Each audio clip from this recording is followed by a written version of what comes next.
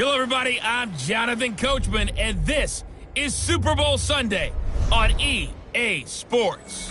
Coming up, we've got a good one on tap between the Dallas Cowboys and the New York Jets. With that, it's time for Super Bowl 54, and we'll send you now to Miami, standing by to call their fourth Super Bowl together. Here are Brandon Godden and Charles Davis. Okay, Coach. Well, the road ends here. It has been a wild, often unpredictable 2019 season. And now it's time for the greatest spectacle in all of sports. Super Bowl 54 from Miami. You know, this town has played host to 10 Super Bowls in the past. And tonight, we write chapter number 11. And what a matchup we've got. Tonight, it's all on the line. We play for the Lombardi Trophy, as it'll be the AFC champion New York Jets taking on the five-time Super Bowl champs from the NFC, the Dallas Cowboys. Alongside my partner Charles Davis, I'm Brandon Gaudin, and it has been a very long time coming, Charles, for these Jets, but they are back in the Super Bowl, their first appearance in the big game since that stunning Super Bowl III upset way back in January of '69. Brandon, they'd lost 4 straight AFC championship games till their win a couple of weeks ago, and remember, prior to that, they'd lost 2 in a row. Mark Sanchez was a quarterback at that time. That was about a decade ago. They lost one of those to the Colts, one of those to the Steelers. But now here they are, back in the big game. And, of course, who are we going to think of? Joe Namath. White Shoes. Joe Namath guaranteeing victory over the Colts in Super Bowl III. Gets it done. And the AFL-NFL game, never the same. Pretty soon we were in a merger with the AFC and the NFC. Meanwhile, the Cowboys have had some ups and downs since their last Super Bowl appearance, but they're back for the 9th time, trying to win number 6 and tie the Patriots and Steelers. For the Cowboys, their last Super Bowl title quite a while ago, January of '96. And those were great teams. Jimmy Johnson was their head coach, Troy Aikman, Emmitt Smith, Michael Irvin, all Hall of Famers. They were known as the Triplets. But then you go further back to those great teams in the 70s, led by Hall of Fame coach Tom Landry, Roger Staubach at quarterback, Tony Dorsett at running back. Those were great teams as well. This one, trying to create their own identity. The first Super Bowl of a new decade, Super Bowl 54, is underway. It's a short kick, taking it to 15. And they're going to start this drive in pretty good shape as they get it up past the 30. Sam Darnold and the Jets offense heading out. Boy, the Jets, they had searched for a franchise quarterback for a while, and we can officially say Darnold's the guy. The 3rd overall pick a season ago. In his 2nd season, he's led the Jets to their first Super Bowl in a half a century.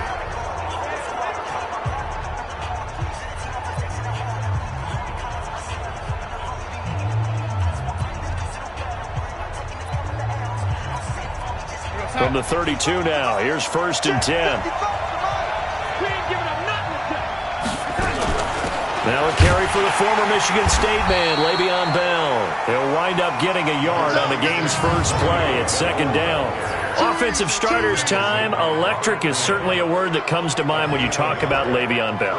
Love the way that he reshaped his body coming out of college. A bigger, thicker runner while he was at Michigan State. Lost weight, became more of a whippet in the NFL. And now no one can tackle the guy, whether he's running it or catching it. Now off the bootleg, Darnold got his man, Robbie Anderson.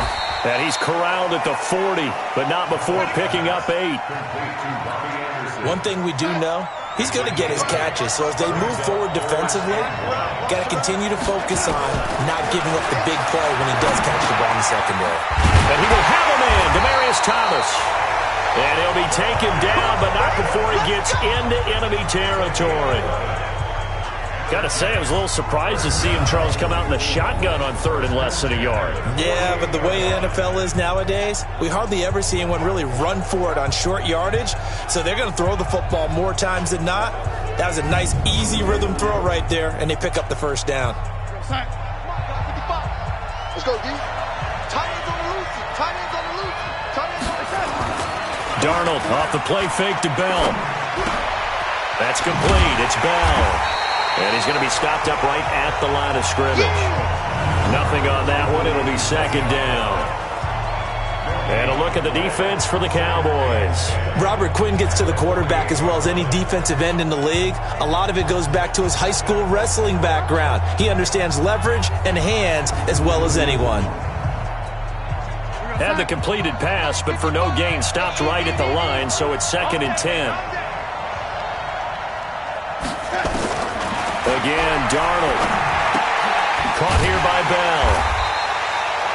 No gain on the play, and it'll bring up a 3rd down. They couldn't get anything going there out on the right side of the flat of the swing pass. And didn't we have a discussion with their staff about wanting to get the backs more involved in the passing game? Huge emphasis for this game, but obviously the defense had other plans. And really into a double team, and it's intercepted. Picked up by Leighton Vander Esch, and they will take over at the 29-yard line. Certainly not how they envisioned ending their opening drive here in the first quarter. Too many ones in this play. First quarter, first drive, first interception thrown. And that last one, that hurts.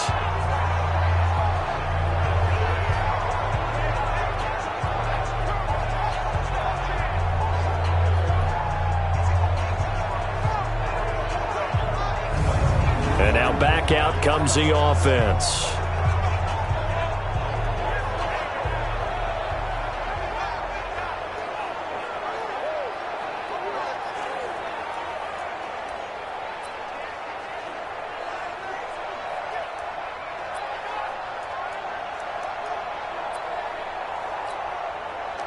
So Prescott and the Cowboys now with a 1st and 10, just shy of the 30. Following the interception, here's Prescott. Oh, he's going to air it out. Looking for Cooper, and it's intercepted. Marcus May with a pick. And they take possession of the football and have it at the 36-yard line. Intended that time for Cooper. Certainly not the cleanest of starts to this football game. Back-to-back plays yield turnovers in this first quarter. So there's not much flow right now. A very choppy game.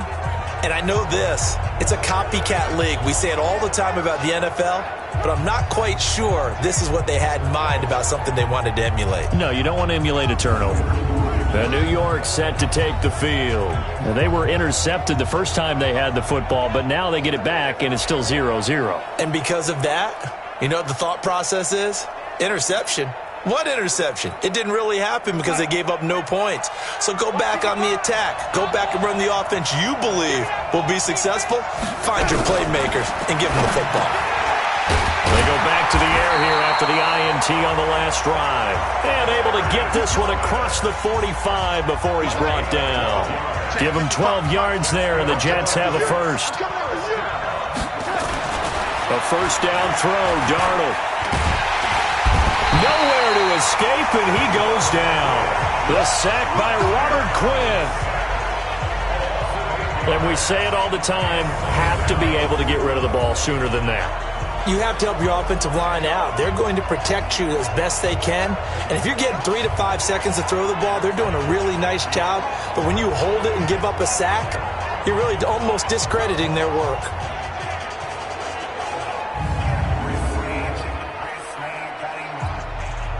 Got to imagine the pass rush will be equally intense here on second down following the sack. It's 2nd and 18. Now it's Darnold throwing over the middle, but it's incomplete. Robbie Anderson, the man he was looking for. And it's 3rd down. An incomplete pass on that last play, and that means they'll need to come up with something here on 3rd down. Now a draw play. This is Bell. And he'll lose yardage on the play back at the 37-yard line. A rough go there on 3rd down, a loss of 4. Anytime you call an inside running play, you just know there should be a lot of congestion there. You're counting on your offensive line to take control of the line of scrimmage. That didn't happen in this case, and that play got bottled up. On 4th down, here's Lachlan Edwards to punt it. Back deep for the Cowboys, Tavon Austin.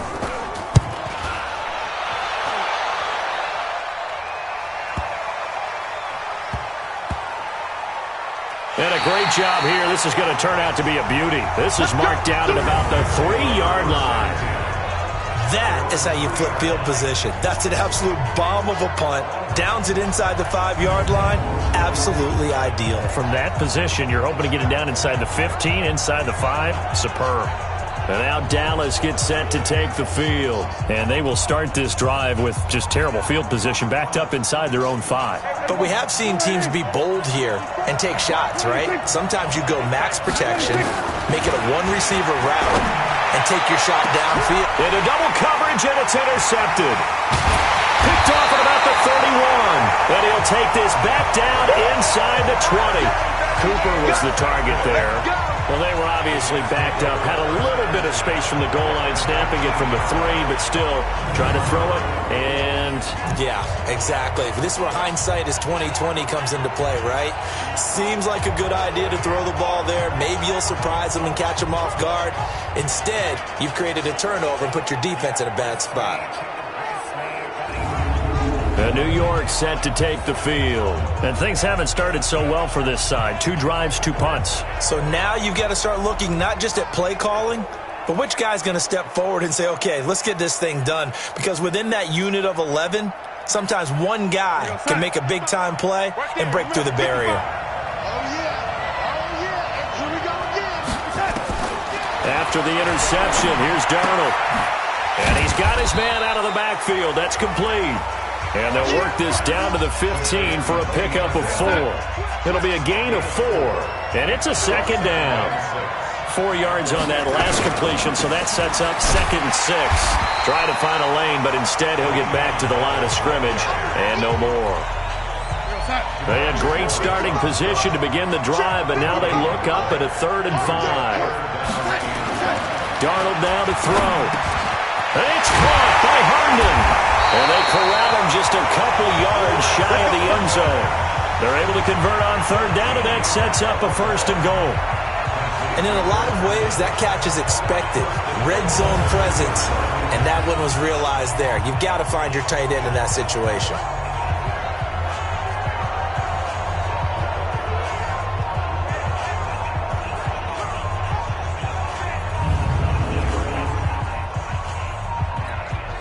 A chance for the first score of this Super Bowl. Here's 1st and goal. Darnold from the gun. Looking end zone, but it's incomplete. Down this close to the goal line, 1st down. Surprised that wasn't a run? I am, and you know I'm old school. I want to run the ball on 1st down in this situation because 2nd down, that gives me an option of running play action, maybe throwing it. Herndon hauls it in for the Jet touchdown. With the first touchdown of this Super Bowl, as his guys are able to strike first here in this opening quarter. There was no going through the progressions on that touchdown pass. Yeah, nor was it necessary. His receiver won that route early, presented himself, no reason to wait. Go ahead and put it on him and score a touchdown.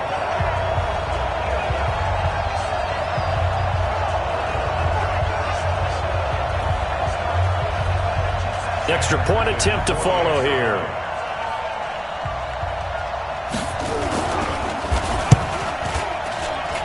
He's got it, and the Jets lead 7-0. So that drive spanned 5 plays, and it's finished off by a New York Jets touchdown.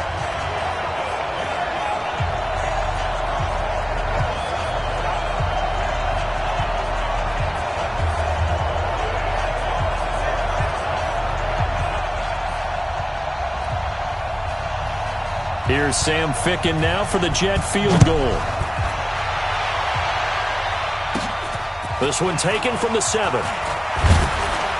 And he'll take it past the 25 and up to the 28-yard line. Here's the Dallas offense now heading back out onto the field. And it's been a miserable start for them offensively, obviously. 2 drives, 2 interceptions. And this is where you have to know your quarterback and know how you actually have to reach him. Do you do it with a little bit of humor? Maybe you break the ice a little bit like, hey, didn't we practice in that color jersey all week? Not the one that you're throwing it to? Or maybe you have to be stern with him. But whatever it's going to take to get the message, it has to be done. He's putting the game in jeopardy. So Prescott and the Cowboys now with a 1st and 10 at their own 28-yard line. Now the first carry for Ezekiel Elliott. They'll only get a couple up to about the 30. I don't think any of us were surprised that they decided to start this drive on the ground after the last 2 drives ended in interceptions. Unfortunately, though, not a lot going on that first play. Yeah, I think the anticipation was felt also by the defense. And he'll lose yardage here, going down back at the 28. Keep playing hard, fellas. All day. 1, 2. Let's get it.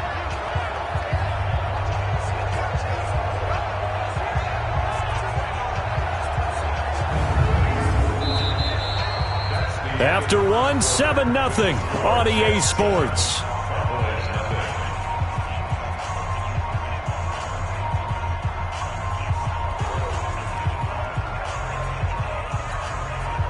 The Jets will bring in a nickel set here as they try to stop this third down. From the pistol, here's Elliott. And they take him down, losing yardage back at the 27. Tough sledding. They lose a yard there on third. An interesting and intriguing decision there defensively because they kept extra DBs on the field despite seeing the multiple tight end look that came out for the offense. I thought they were going to switch out of it. I didn't know if they felt they didn't have time or what the case was. Well, in any event, the extra speed allowed for great penetration as they stuffed that one behind the line of scrimmage. So on fourth down, here's Chris Jones to punt it away. And look at this. It's a fake. And this is incomplete. A huge gamble, and it does not pay off. Tremaine Johnson that time there to force the incompletion.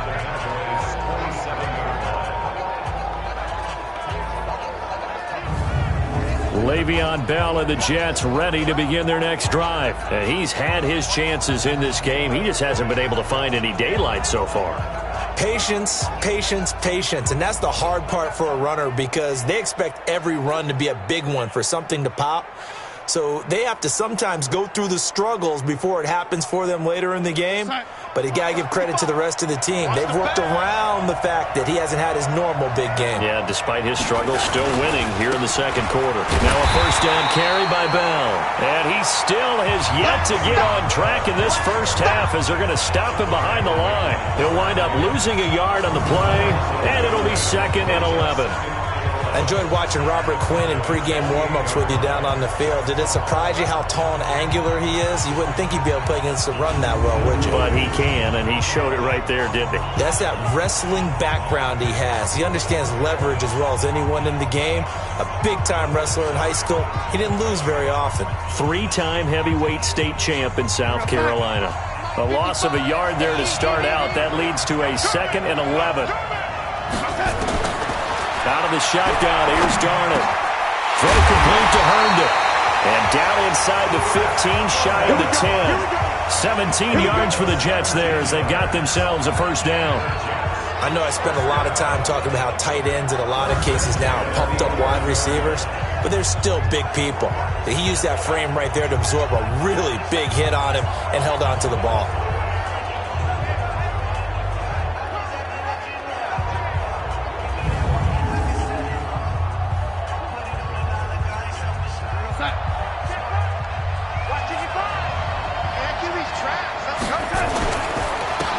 First down, Bell, and they go the wrong way on this one. Losing yardage back at the 12. That's going to go as a loss of a yard, and it'll be 2nd down. Bear in mind, that wasn't a big lineman back there for the tackle for loss. That was a cornerback. So are you saying the myth has been shattered? That all of them are not just cover corners? Some of them actually will stick their nose in and tackle when necessary? That's what we just saw, isn't it? Mike, check 55, Mike.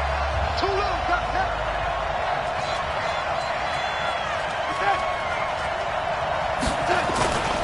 On 2nd down now, it's Bell, and he'll get this one down to about the 10-yard line.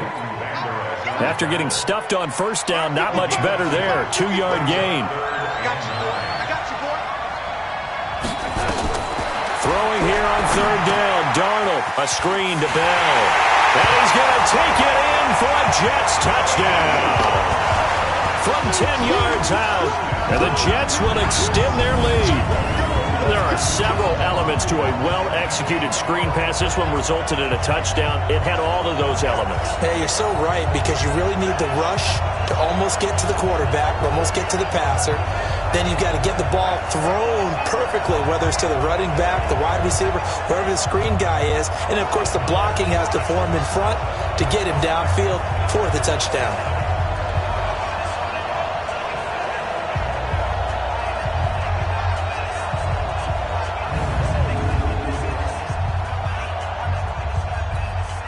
Now the extra point try forthcoming.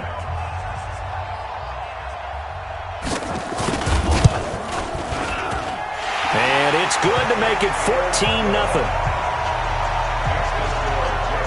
The drive summary that time, 5 plays. And it ends with a Jet touchdown. Here's Sam Ficken now for the Jet field goal. This fielded at the 2. And he'll get across the 20 before he's brought down at about the 23-yard line.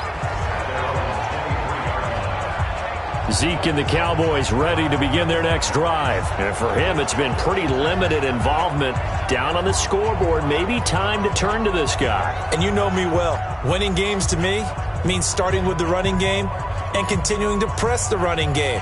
Maybe you go away from him a little bit now, but the bottom line is he hasn't touched it enough to make a difference. Well, they haven't established that running game yet. The question is, will they? So Prescott and the Cowboys now with a 1st and 10 at their own 23. It's Steve McClendon that time who winds up getting him down. The last run got 3. Now here's 2nd and 7.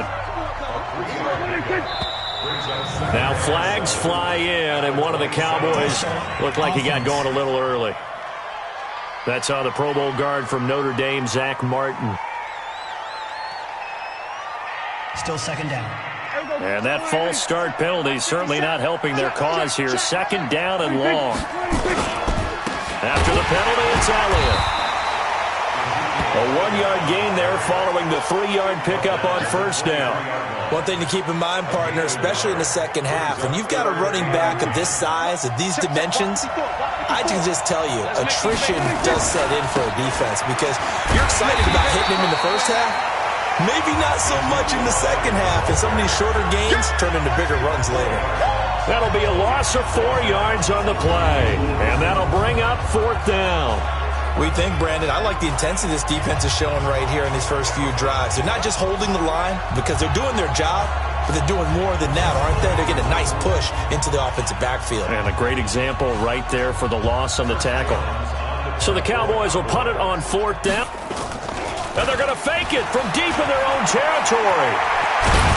And this is going to blow up in their faces. Not only do they not get the first, they're going to lose big yardage as well.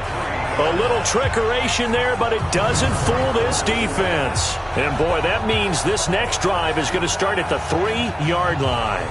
And we put our focus now on Le'Veon Bell. It's the second quarter. His team has the lead, but I think he's hoping for a little bit more production out of himself. And we often talk about preaching patience to a runner when things are a little bumpy in the early going, but we have to do the same thing with the offensive line.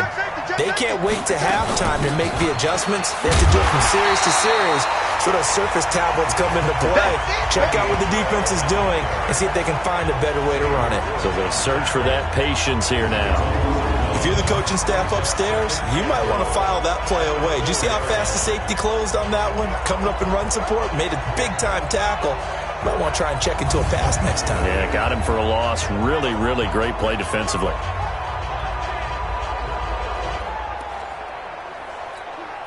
Second and goal, the lone man in the backfield, Le'Veon Bell. He'll get it up the middle. And not a whole lot there. He does get a couple, taking it from the 5 down to the 3. This Cowboy defense trying to hold him out of the end zone. They've run it to 3rd and goal. 2 minutes even on the clock in the first half of Super Bowl 54. A reminder, coming up at intermission, we'll get highlights of this Super Bowl from Jonathan Coachman and the crew in Orlando for our EA Sports halftime report. Now Darnold on 3rd and goal. Caught here by Griffin. The completion there winds up a wash, and it'll bring up 4th down. Brandon, just mark that under the category of just not successful. Trying to throw the ball, just didn't work on that one. Completed it. No yardage.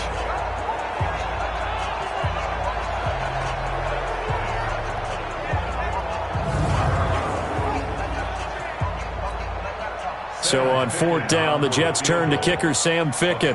From the right hash here, should be an easy one.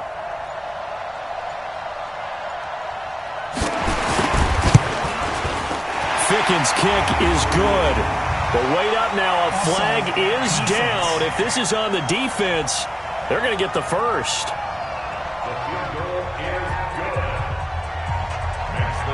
Out is the kickoff unit as they run up and send this one away.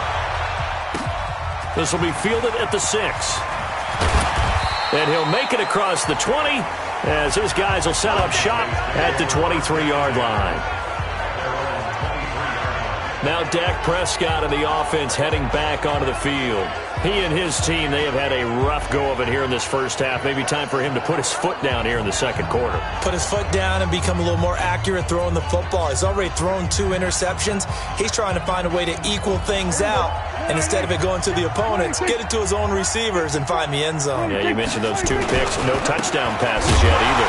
Here's Elliott. Yeah, boy, this defense again really making things tough on him as they stop him for no gain. No gain on that run, and while the team is down, there's still time to come back and win the football game. If I'm the offensive coordinator, though, I've got to think about moving at a faster pace and maybe opening things up a little bit and throwing it a little bit more. Throwing on 2nd down, Prescott. And he hits Jason Witten, the tight end. And he'll be taken down, but not before they work it across midfield. A gain of 28 yards there and give him a first down. As far as tight ends go, this guy's not a speed burner. He's much more of an inline blocking type of a tight end. But how about this last play? Made a nice catch and picked up a first down. That's what impresses me about him. When he's called upon, usually gets it done.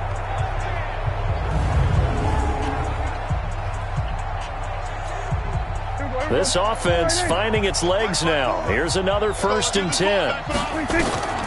Prescott looking deep in the direction of Cooper.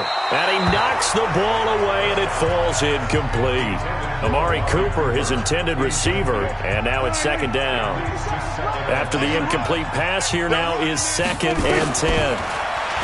To throw is Prescott. He's going to loft one deep left side here. And for the 3rd time here in this half, it's intercepted. Picked off with great anticipation. And his guys have got it back at the closing stages of the first half.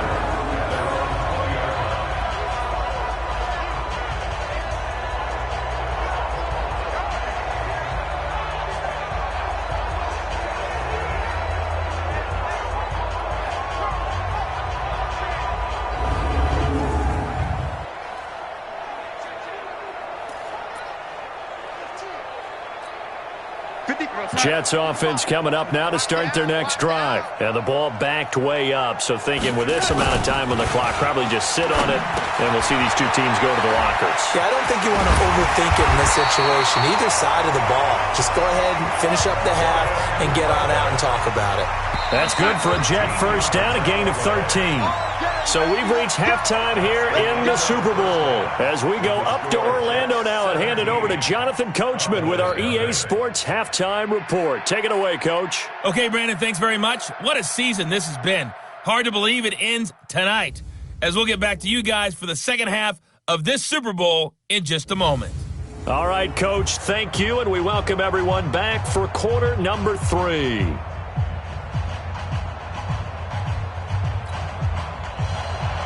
The never-tedious halftime show behind us, and now it's back to football as we get going again in Super Bowl 54. This fielded at the 2.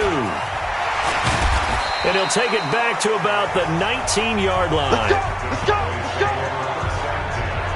Let's see what our player spotlight feature has in store with Dak Prescott. And I guess right now as we look at some of his struggles today, the term next play really applies here. He's got to move on. I love where your head is on that because that's where his head needs to be, exactly what you said. Yes, there have been mistakes made, but he's got to move on and play the next play as if it didn't happen, keep his confidence up. But how about the guys on the defensive side of the ball? They've got to be feeling great about what's going on right now. They've already gotten to him a few times. They want to keep that up. Maybe they can pick off a few more. Yeah, they disrupted already for 3 INTs. 25 yards that time. Well, even after all those interceptions, he's not deterred, still confident to go deep at work there. I think all the old rules about playing that position still apply. If things go wrong, you still act like you're the best player out on the field. You still carry that supreme arrogance with you and continue to fire the ball. I've seen guys have games like this, and this is where you find out if you're great or not. Can you overcome some interceptions and still lead your team to victory? Took just one play to move all the way to the 44 as they try again on first down. And that's going to be incomplete. Too tough to hold on to that one. It's second down. I know he wants to get his team back in the game, but a 50-50 ball right there that maybe was a little questionable. Yeah, he's pretty lucky to get that one back. I think that sometimes these quarterbacks play with a lot of confidence that borders on arrogance, and that can put your team in some Dutch. Yeah, especially maybe want to look at some safer routes after the interception he had that ended their last drive. Well, they've been struggling in the passing game. Do you like the aggressiveness there? I mean, it worked on that play, but do you like it? I do, because a lot of the time you're struggling because your passing lanes are clogged. That usually happens when you're throwing the ball underneath. People start to press up on you. Push them deep. Find some space and open things up again. Being aggressive there, I think, will pay off for them. Well, meanwhile, a pass that should have been intercepted, but it winds up falling incomplete. Michael Gallup, that's who he was looking for, but it'll be second down. 2nd and 10 now from the 27. Here's Prescott. He's going to let... That is caught. It's Cooper for the Cowboy touchdown. Amari Cooper, 27 yards. And the Cowboys get a bit closer. That's the score you felt they had to have here in the third quarter to get back in this game. And you know that there's an emphasis on their side. Hey, we know this. We know where we are. But sometimes that binds you up so much that you try too hard, you don't get the score. A perfect combination of urgency, yet relaxed enough to get it done. Kai Forbath on for the extra point. Oh, it's a fake. They'll try and throw for it. And it's caught. He got it in the end zone. So instead of trying to get 1 point closer, they roll the dice on the fake and come up with 2. All right, partner, one more time. Our whole lives, you put the ball on the 3-yard line, kick the extra point. 2015, they put it on the 15 to kick the extra point. 2016, they said, we're leaving it there.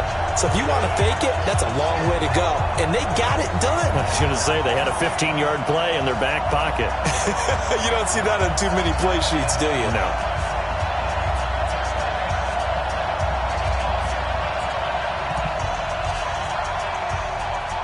Forbath to send it away now following the touchdown. It's a short kick, taking it to 15. And he nearly broke that for more, but as it is, they'll start this drive at about the 37-yard line. Here's the Jets offense now getting set to start off this third quarter. They've got to right the ship. They had a great first half, but the lead has really gone down. Now, you know, you always talk about the adjustment to the adjustment. They've got to adjust right here. And I think a lot of it is just mentally. Get back to doing what you were doing well in the beginning of the game, but a lot of that is playing with that emotion and that sense of pride and fire that sometimes goes away a little bit when you build up a lead. You think you've got it going, and you also think, at any moment, I can go ahead and go back to the way it was before. You and I both know it's not that easy once you get off the gas a little. Yeah, they don't want to see this lead diminish anymore. Running lanes were at a premium in the first half, but he's able to find some room there, and he's hoping that that's a precursor of a big second half.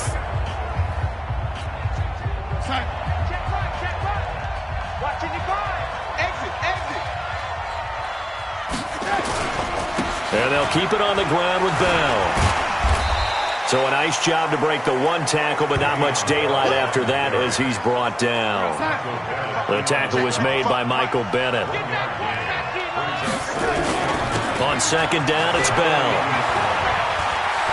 He's got a first down and more inside the 30. And all the way in. Touchdown, New York. Le'Veon Bell. His second touchdown of this Super Bowl. And the Jets will extend their lead. And on that long run, maybe the defense caught napping a little bit. The concentration level may not have been there. I agree with you on that one, because those types of plays, when they result like that, they're almost like big bolts of lightning, aren't they? Whoosh, and off he goes. Now Adam Gase has put a pair of fingers up in the air. His offense is going to go for 2. I'm coming out of that. The shotgun snap for Darnold. And he's got it. So the try for 2 successful. And that bumps their lead up even further. So they're able to throw it in for the 2-point conversion. Sometimes that can be a risky play, but they got it. Yeah, you always have to be careful here because if you do get it intercepted, it's returned by the defense, that's 2 points for them. But he identified an open target and put it right on him.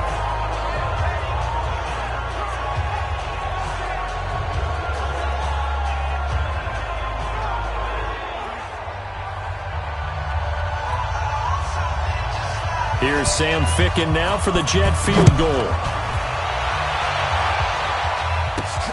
This will be taken in at the 1. And he'll bring it a few past the 20 to the 23-yard line. The Cowboys offense heading back out and ready to go again. I guess they have to feel a little gratified to at least get on the board last time, but still work to do. No doubt about it. I wonder now if they're going to try to increase the urgency a little bit, maybe pump up the pace, maybe go 2-minute. Who knows? Let's see what they decide to do. So Prescott and the Cowboys now with a 1st and 10 at their own 23. Here's Prescott. And he couldn't hang on. Would have been their 4th pick of the game. Instead, 2nd down.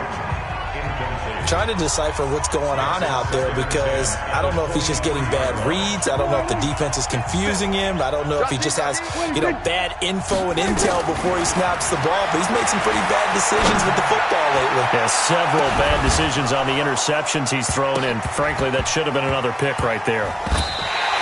A 2nd down pass play there, but it's incomplete.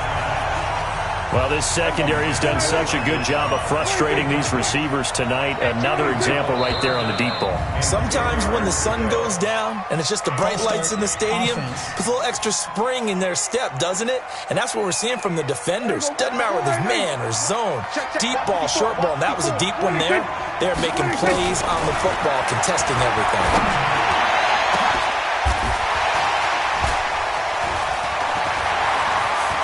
And for the 4th time tonight, it's an interception. Picked off by Nate Hairston. And they will be set up now as he brings this thing all the way back inside the 20.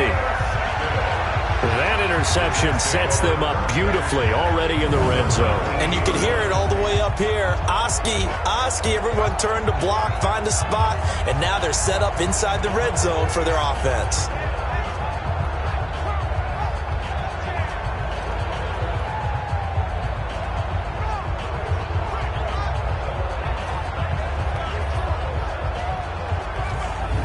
And Le'Veon Bell making his way back out onto the field now. He's had a good performance.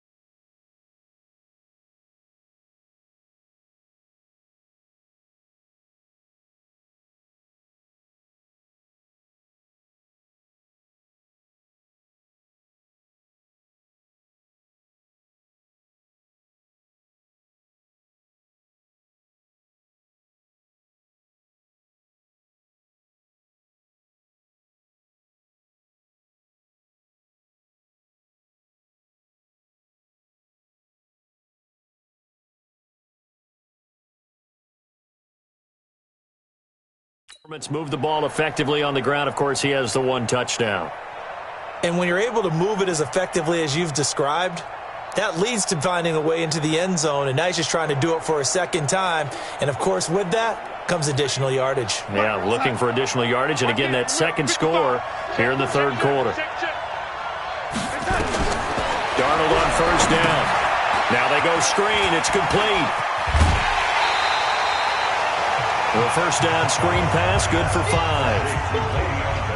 For a second there, I thought that might break big. Screen pass, looked like it was coming together, looked like there was an opening. Still, ended up with a solid game. So he got 3 of 1 tackle, but couldn't do a whole lot else. And he got half of what he needed there, 2 yards, and it'll bring up a 3rd and 2 more.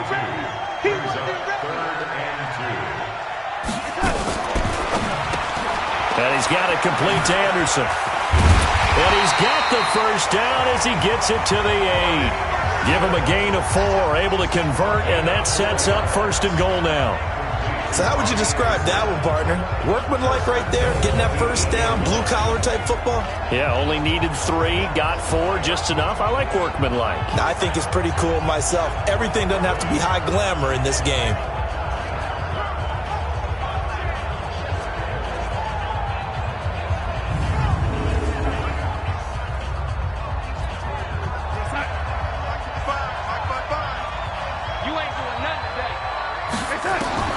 Darnold.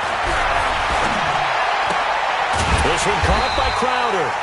And they'll get this from the 8 to the 5. Pickup of 3.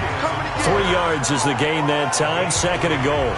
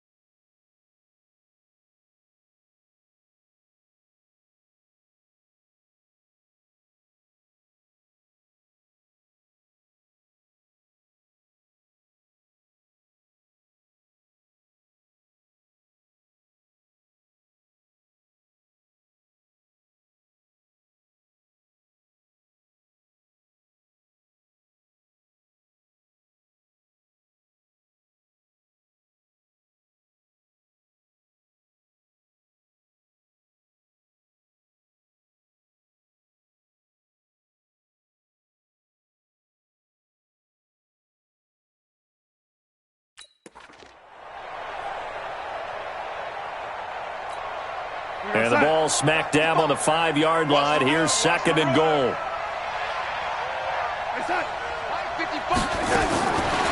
Now Darnold. And down he goes. Pressure gets him back at the 14. DeMarcus Lawrence. It'll go as a loss of about 8 as he gets in there to drop him. 2nd goal, last thing you need to do is get pushed backwards to take a sack. But he couldn't find anywhere to go with the football. Had to eat it and ended up on the ground.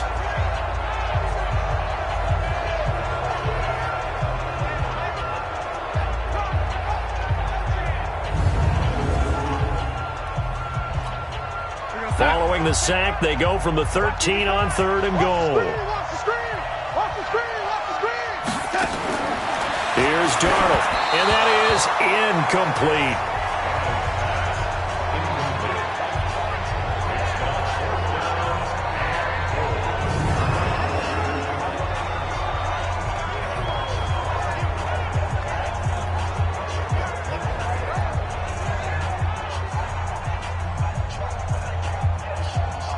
And for the second time tonight, this field goal unit comes out here. A 30-yard attempt.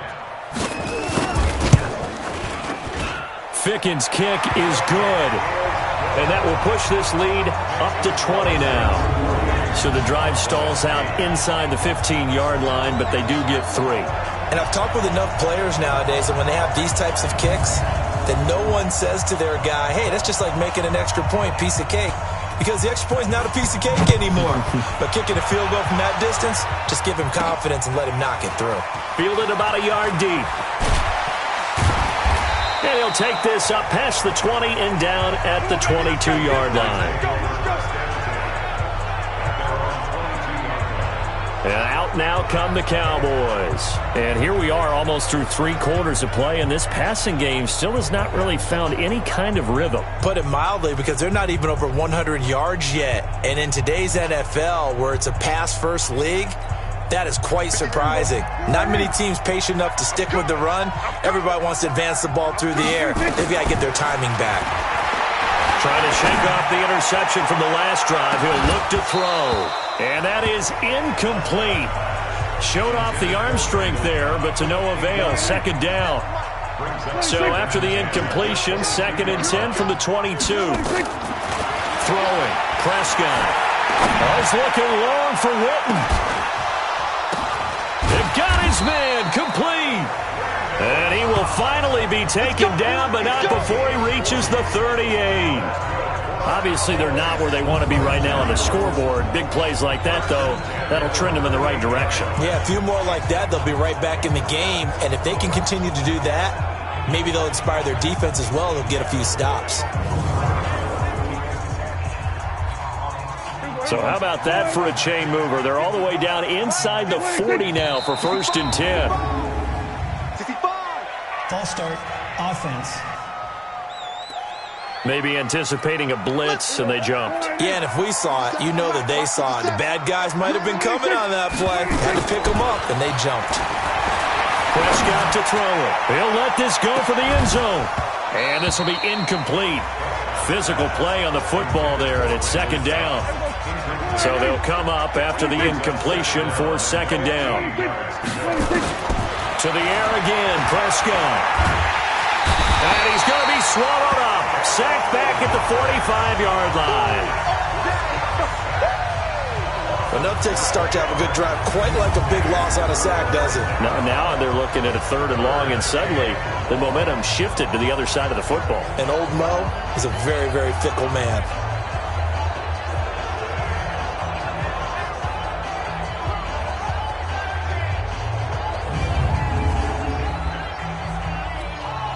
They'll need a big play here. Will Dak and the Cowboys after the sack. It's 3rd and long. Now Prescott. He's going to fire one deep over the middle. And that would not to be. It's incomplete. So they couldn't hook up as time is now run out on this 3rd quarter of play. 1 quarter remains here in the Super Bowl. This is the National Football League on EA Sports. If they're going to have a shot in this Super Bowl, they're going to need this one on 4th down. The Cowboys will go. Prescott. And now here's another interception. Picked up by Brian Poole. The interception woes, they just continue to mount. He's thrown 5 picks. At this point, you got to be thinking, is it something between the ears? I think a confidence hit does occur once you start getting those numbers up there a little bit. But as you and I both know, it's not always just one guy's fault. Maybe somebody ran a wrong pattern. Maybe some balls were tipped. It could be so many different things. Bottom line, though, it comes back to the guy throwing them. Now the Jets offense about set to take over as they head onto the field. Now that turnover might just about do it. Here, 4th quarter, the lead that you've got, they can just run the football, run the clock. You're exactly right. They played smart, couple of 1st downs, and this one should just about be over. They go play action here on 1st down. He's got Herndon, his tight end. That's good for a Jet 1st down, a gain of 13.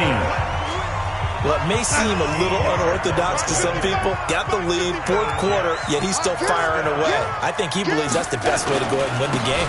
Yeah, a lot of coaches say, let's just run the football, be conservative. He's sticking to his game plan. No, that is his game, and that's what they're going to ride. Call it no gain on the play, and it'll be second down. They'll go again with Bell. And 3 yards there takes him to the 45. Bottom line, they want to keep this clock rolling, so they'll take that one right there. They just want to keep falling forward, and they want to put the onus on the big fellas up front in order to bring this one home. Back to throw, Darnold.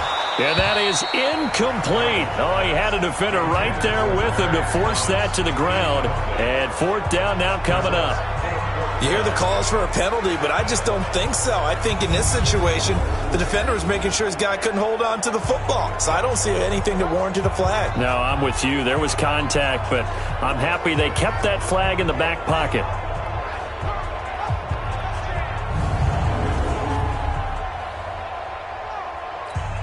Here's Lachlan Edwards now as he'll punt it away for the second time.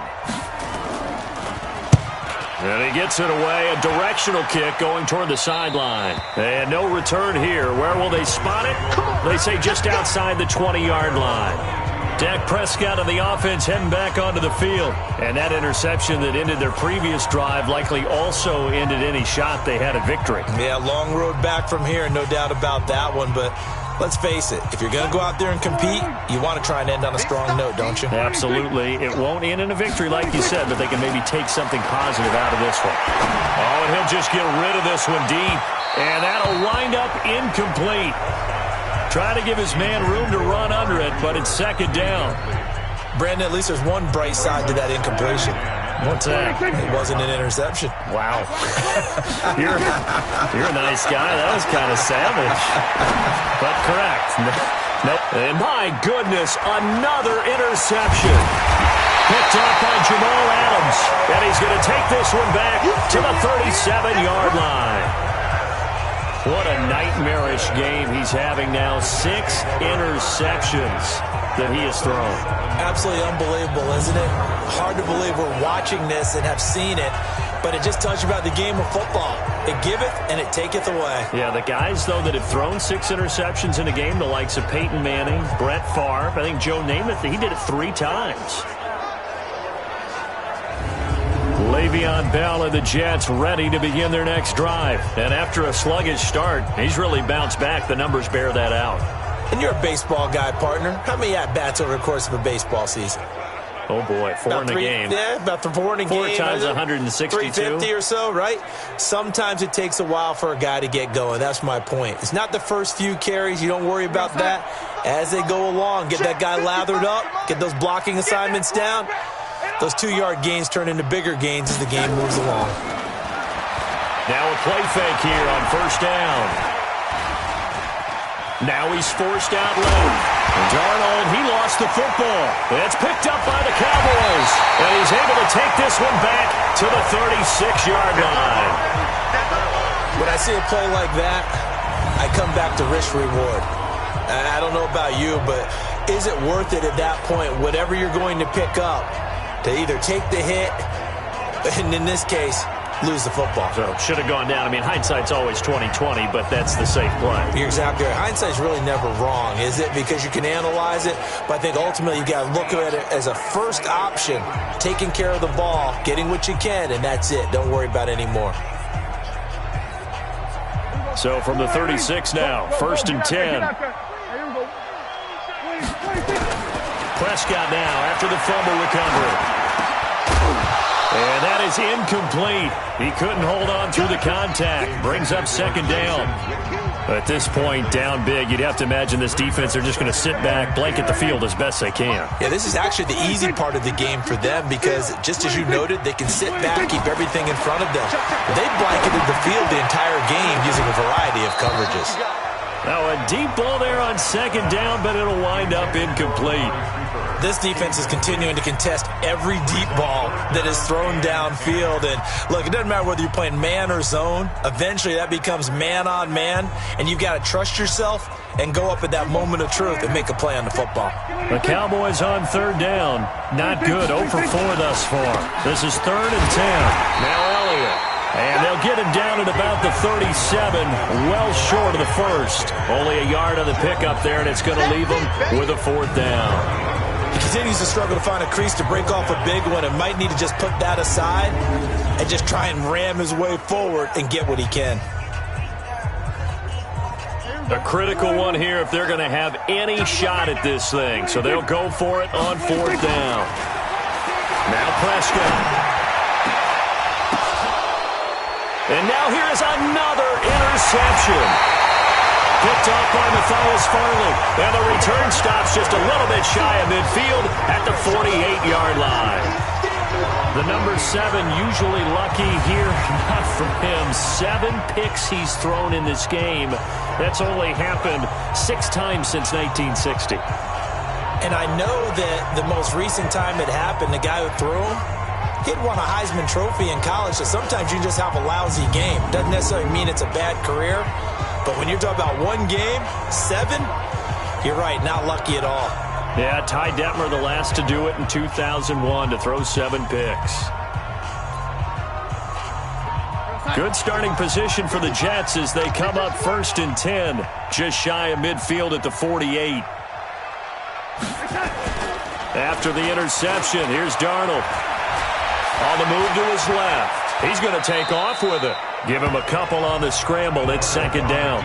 Now, how about that play? He took a possible negative and turned it into positive yardage and slid down to avoid taking a big shot. Excellent job getting down and avoiding the big hit. On 2nd down, it's Bell. And he's got this one across midfield into Cowboy territory.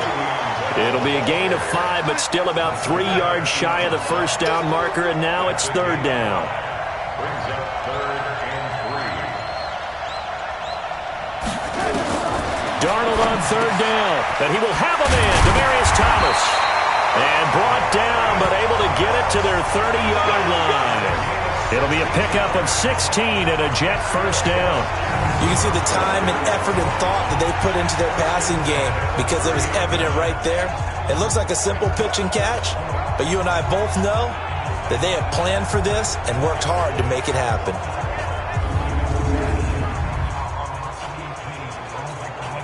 They don't need to run another play here before the 2-minute warning. Let's see if they do it anyway. The clock showing 2 minutes even in what's been a memorable Super Bowl 54. So it's Jets football as we get you reset here. And no doubt what they're looking to do is just salt away the final couple of minutes and escape with a win. They'll run on 1st down. Bell. And he's swallowed up right near the line of scrimmage. He was brought down by Malik Collins.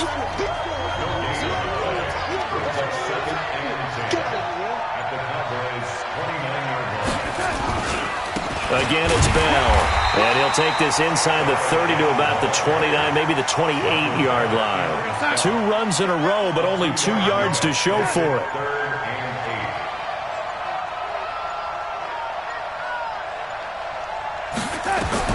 Throwing here on 3rd down, Darnold. A screen to Bell. And he's in. Touchdown, Jets.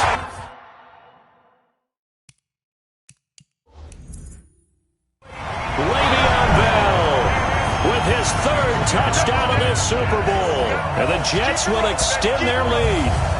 And to me, that touchdown allows you to start grinning widely on your sideline. I think they pretty much locked this one away. Yeah, that's the clincher, the proverbial icing on the cake, if you will.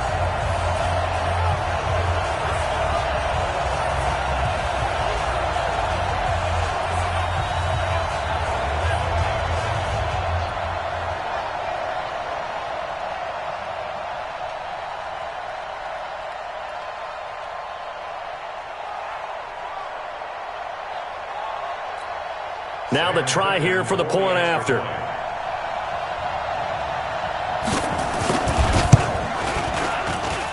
And that stretches the lead to 27.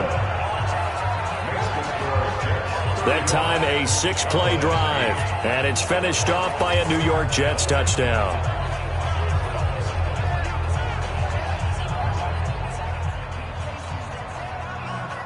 Here's Sam Ficken now for the Jet field goal. Fielded about a yard deep. Powerful running. And he will take it back only to about the 13-yard line here. In this position, trying to get back into the game, teams are looking for a spark from their special teams. That's not what they got, though. They got a setback, and they have a long field to cover if they want to try and put points on the board.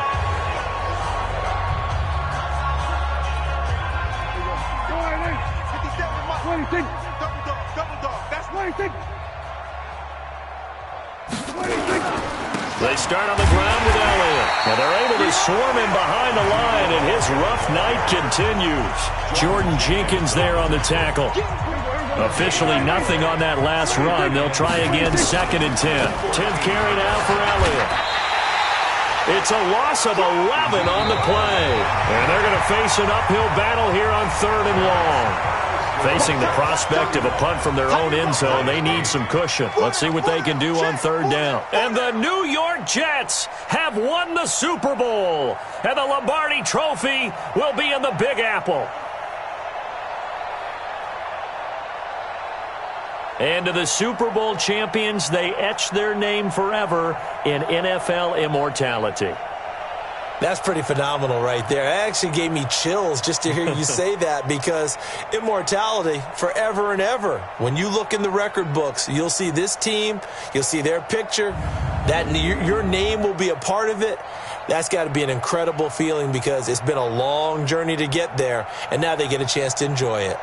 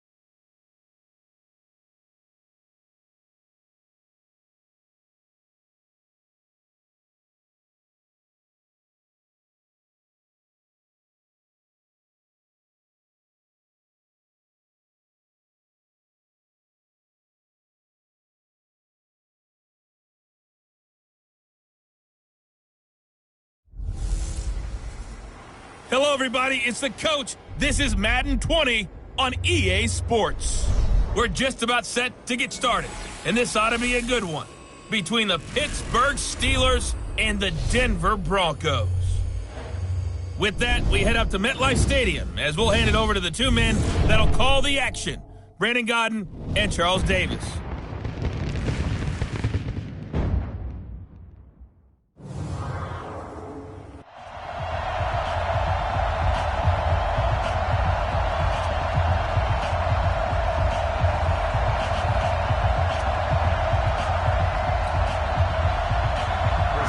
To get us started now, the kicker, Chris Boswell. And we are underway here on EA Sports. This fielded at the 2.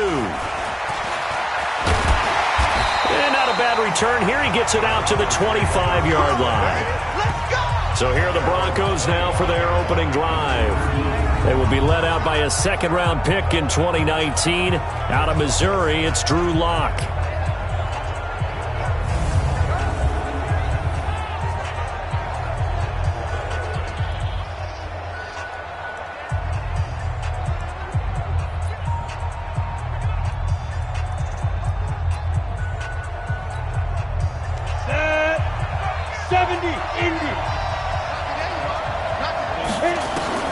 On 1st and 10, here's Locke.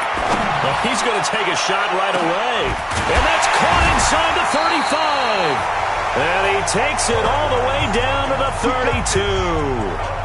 A big play there on the first play of the game. 43 yards. Well, how about a deep ball on the first play from scrimmage, putting that secondary on notice? Brandon, all I remember when I was a player is that we always took a test the night before the game about teams' tendencies and what they plan to do. I'm not sure we think deep ball right out of the gate and putting us back on our heels. So the big play changes the complexion of things. Here's 1st and 10 just outside the 30. Rock now on 1st down. Oh, a ball batted in the air, and now it's intercepted. The safety, Terrell Edmonds, picks it, and he is going to get this one back to the 20-yard line. The rookie was trying to push it downfield, but the safety bit him. And he'll learn that you have to hold the safety, and you do that with your head movement, your eyes, sometimes your shoulders. Hold the safety so that you can get back to the throw that you really want to make. He got so excited thinking his guy was open that he made it easy for the defensive back to go get the football. And Pittsburgh getting set to take the field.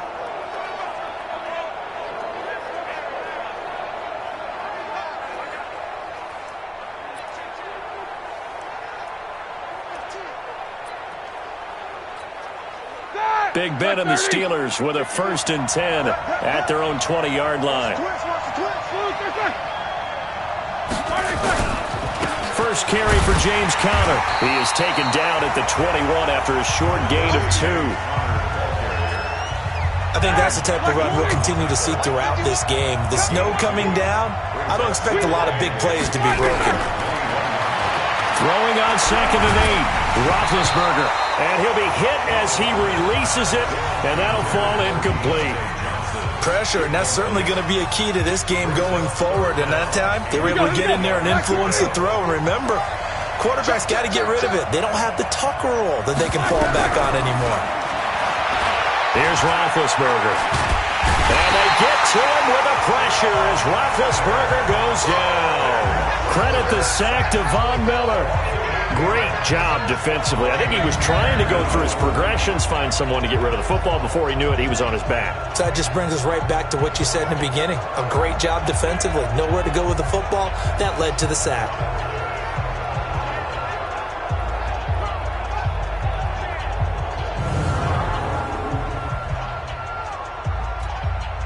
On 4th down, here comes the Steeler punter Jordan Berry to kick it away.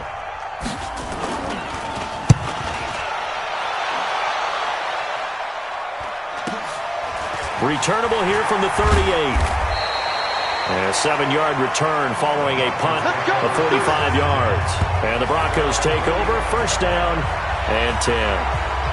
And Denver getting set to take the field. That opening drive ended with the INT. It didn't lead to points, but still not the way they were hoping to begin the game. But how about going and telling your defense, thank you, a huge thank you. You said it didn't lead to points, stalled off that drive.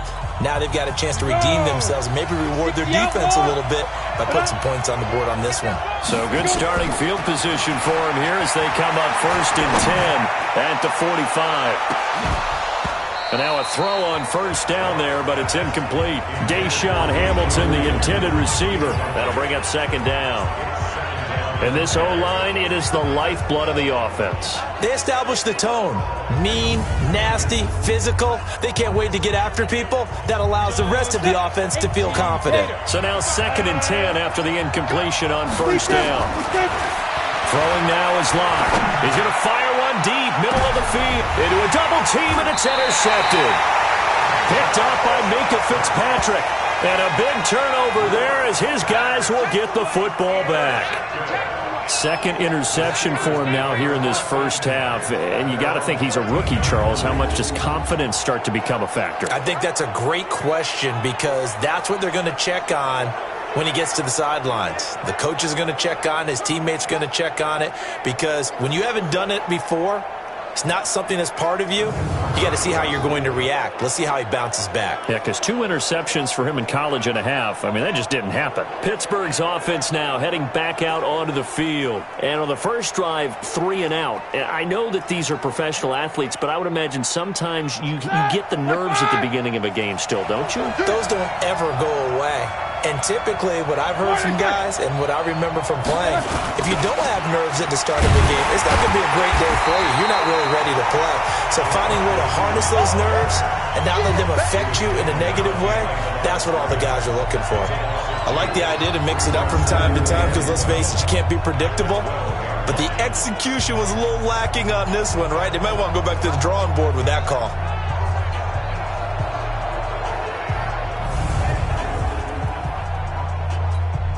First play of the drive goes the wrong way. Here's 2nd and 12. Out of the gun, it's Roethlisberger. He's going to air one out. And it's knocked away and incomplete. Johnson was the intended receiver, and it's 3rd down. An incomplete pass on that last play, and that means they'll need to come up with something here on 3rd down. Roethlisberger will throw. And that is incomplete.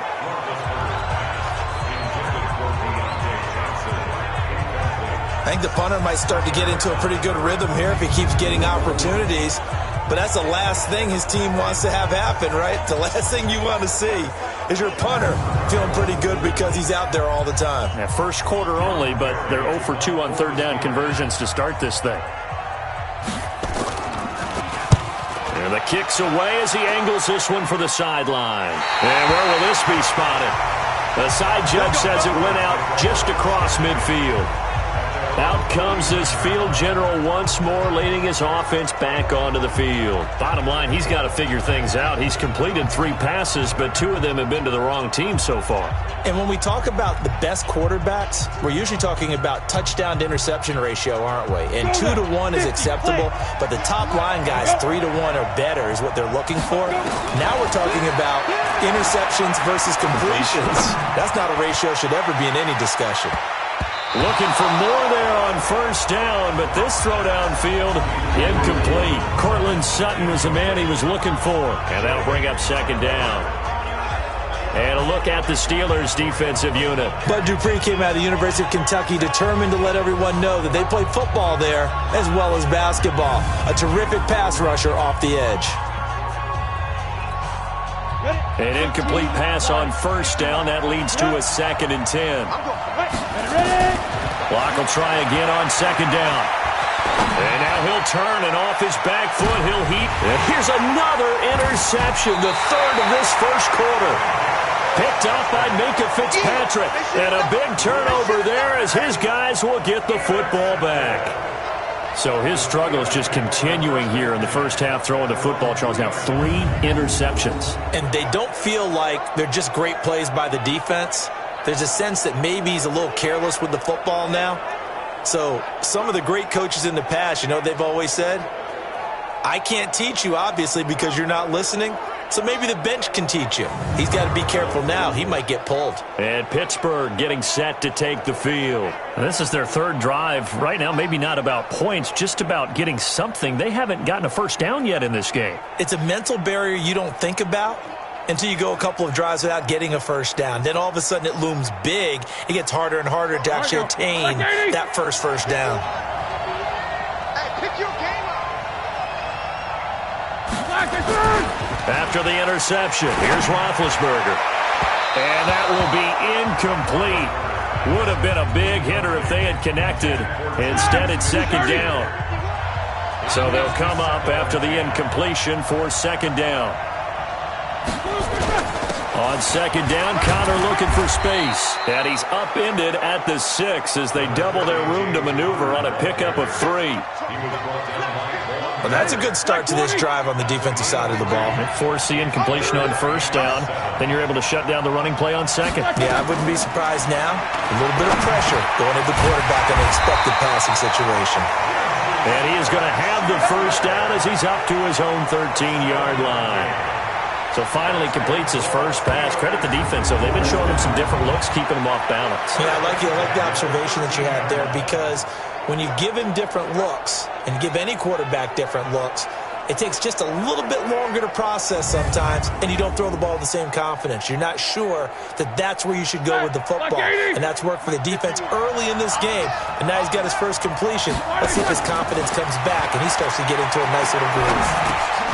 Throwing on first down, but this one winds up to be incomplete. Well, he'll definitely say that that's one he should have held on to. But when you're playing in elements like this, sometimes those bullet passes, those ones with a little bit of pace on them, they can be difficult to hold on to.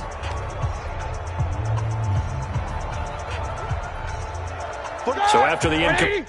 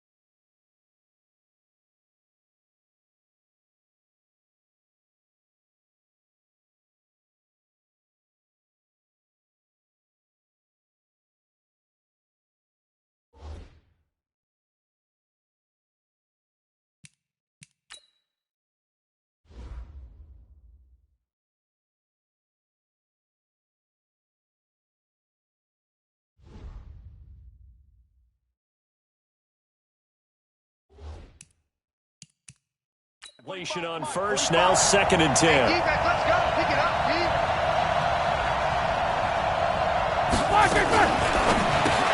He'll find Smith-Schuster. That's complete.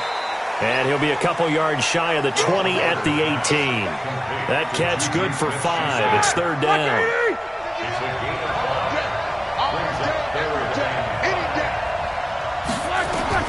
Ben to throw again.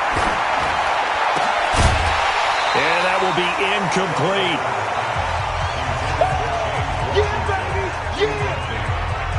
You can tell they were hoping for a flag there offensively. Several on the sideline motioning, hey, why not a penalty? Why not a penalty? What did you see? Yeah, I think you've got to let them play, and the officials are instructed. If there's contact coming from both sides, no flag. Let them fight it out. And forces 4th down. Here's Jordan Berry now, standing right on his own 5-yard line. And he's getting a workout here in this first quarter as he gets it away. Fielded at about the 28. A good return there, call it 13 yards. And possession will switch hands, 1st and 10. Here's the Denver offense now as they get set to take over here. They've shown very little offensively to this point. Well, neither team has really. They come up here now, 1st down.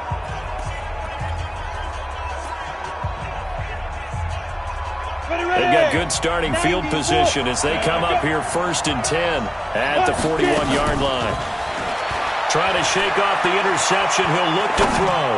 He's going to fire one deep over the middle. And that is incomplete. Took a shot there on 1st down, but he couldn't reel it in. Here now is 2nd and 10, again from the 41. Back to the air on 2nd down. It's Locke. He's going to fire one deep, middle of the field. This is caught inside the 15. So now following the big play, they've got a 1st and goal all the way down at the 10. Here's Locke to throw. Steps away to his left. He'll get just a yard on the scramble. It's 2nd down. They brought the blitz that time, and I thought they were going to get to him, but instead, he flipped it on its ear and ended up picking up positive yardage. I thought he was dead to rights, but you are exactly correct, sir, able to turn that into a positive gain. Now a 2nd down throw for the end zone, but it's incomplete. It was Minkah Fitzpatrick that time to break that one up. After an incomplete pass on 2nd down, that'll leave him trying to convert on 3rd and 9. To the end zone, but knocked away and incomplete. Steven Nelson able to get a hand in coverage. Well, it certainly appears that they're going to try and keep getting him the football. That's the 3rd time they've looked in his direction. Unfortunately, haven't completed one yet, but I'm not sure they're going to shy away from him. They feel like they've got something there, and they want to capitalize on it. I think you're right. We're only in the first quarter, so a lot of opportunities ahead. So on 4th down, on comes Brandon McManus and the field goal unit for the Broncos. From the left hash, a chip shot here. They're not going to get it. They try to move the chains with a surprise, but it's a turnover on downs. They pass up the 3, fake it. It doesn't work. And this Steeler defense able to come up with a stop. Pittsburgh's offense now heading back out onto the field. So far, they've had 3 drives, 3 punts. Not good. Not good indeed, because you've got to have something to show for being out on the field. Now, sometimes, if you have a game where neither side has scored, 3 punts isn't a bad thing. But when you're trying to set the pace, get up on top in a game, you've got to show better offense and find a way to put some points on the board. Let's go, D. Tighten up. Let's go.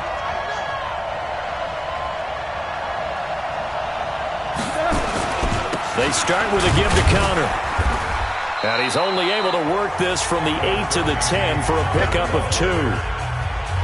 They tried a quick hitter inside, but that one was swallowed up because what they're hoping, those big defensive linemen will take the bait and move laterally and open up a crease that they can run through. Didn't happen on that play. The last run good for 2. Here's 2nd and 8.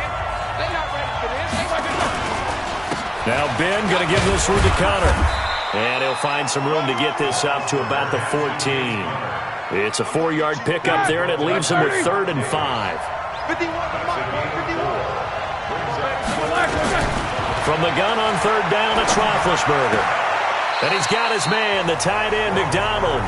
And out of bounds across the 15-yard line. They get only 4 that time as that leads us to a 4th down.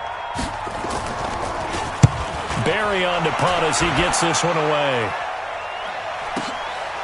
This is fielded at the 27.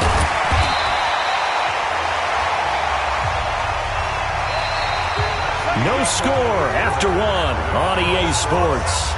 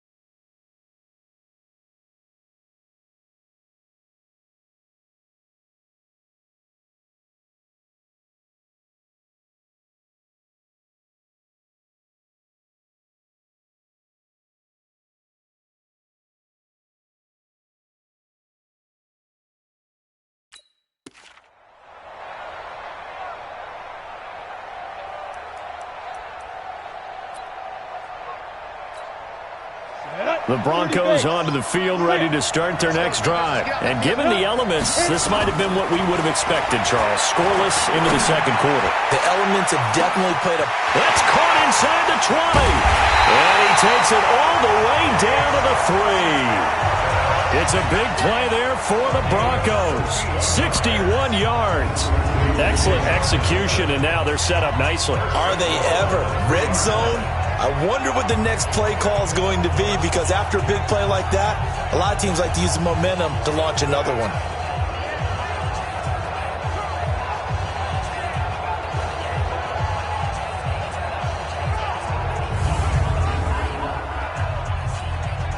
Well, that didn't take long. One play, and we're already looking at a first-and-goal situation.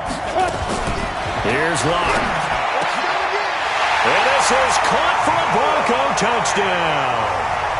Noah Fant there to make the grab as his guys are first onto the scoreboard here this afternoon. There was a lot of zip on that pass, and baseball might have called that a frozen rope. I like it when you bring the diamond into the game. I'm going back to the gridiron. Had some heat on that bad boy. Sometimes you throw a touchdown pass, and sometimes... you throw, what, a touchdown strike? There you go. That's my man, in concert. On here, Brandon McManus for the point after. Oh, they flip it to the kicker. He looks like he's going to throw it. And he will lose yardage and be backed up to the 24. I thought the days of the fake extra point were numbered once they moved these kicks back to the 15. Apparently, I was mistaken. Yeah, I was wondering who was ever going to try to do this. In fact, I quit wondering. I didn't think it would ever happen. Taking a fake from the 15-yard line to try and pick up an extra point, I didn't think anyone would ever call this.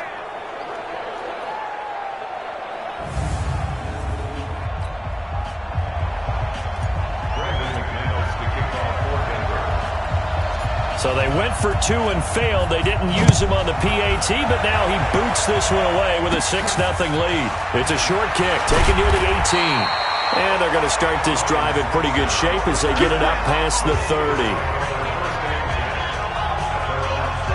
Juju Smith-Schuster and the rest of this offense heading back out there. You would have to think they're going to make it more of a priority to get him the football. You're losing here in the second quarter, and he's been really quiet. I think all we have to do, and it's too bad we can't actually see the actual play sheet now from the coordinator, because he's looking down at that and saying, okay, do I put him in different spots? Do I try and isolate him? What routes do I run? You're exactly right. They've got to get the ball in his hands and get their offense kick-started. He does have the 2 catches, but pretty quiet so far. Give him 5 on the carry there, and it'll be second down. On second down, Samuels. And able to get this one across the 45 before he's brought down.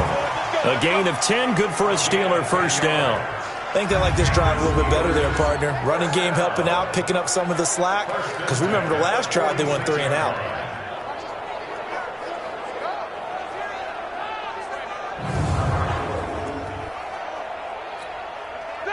Like 5! They were pretty quiet, team. We're pretty quiet. On first and 10 is Counter. He'll be taken down at the 48 for a pickup of 2 yards. Well, he hasn't made much of an impact in the running game thus far, and after that last run, not much is going to change in that area. He hasn't been able to get anything going, and really the offensive line not helping him much. Trying to run inside, but nothing there. Some of these play calls, I think they're a little conservative. Well, you know me, because it's easy to sit up in this booth, right, and make all them calls and think I'm going to be correct. But I would like to see them open things up, because otherwise this defense is going to gang up on the run and shut them down. Open man, Smith-Schuster, it's complete. And this is going to be another first down as they'll make the tackle at the Broncos 30. He's such a good route runner. Shows it there on third down. Very proficient and a good pass. And you know what I've observed over the years in the NFL? The better a route runner you are, the more confidence your guy's going to have in you to go to you in important times, because he can trust you being in the right spot, and they connected there and picked up a first down. This offense finding its legs now. Here's another first and 10. Now Roethlisberger. And yes, complete to the tight end, McDonald. And he will lose yardage here to the 31-yard line. It's a loss of a yard there, and now second down.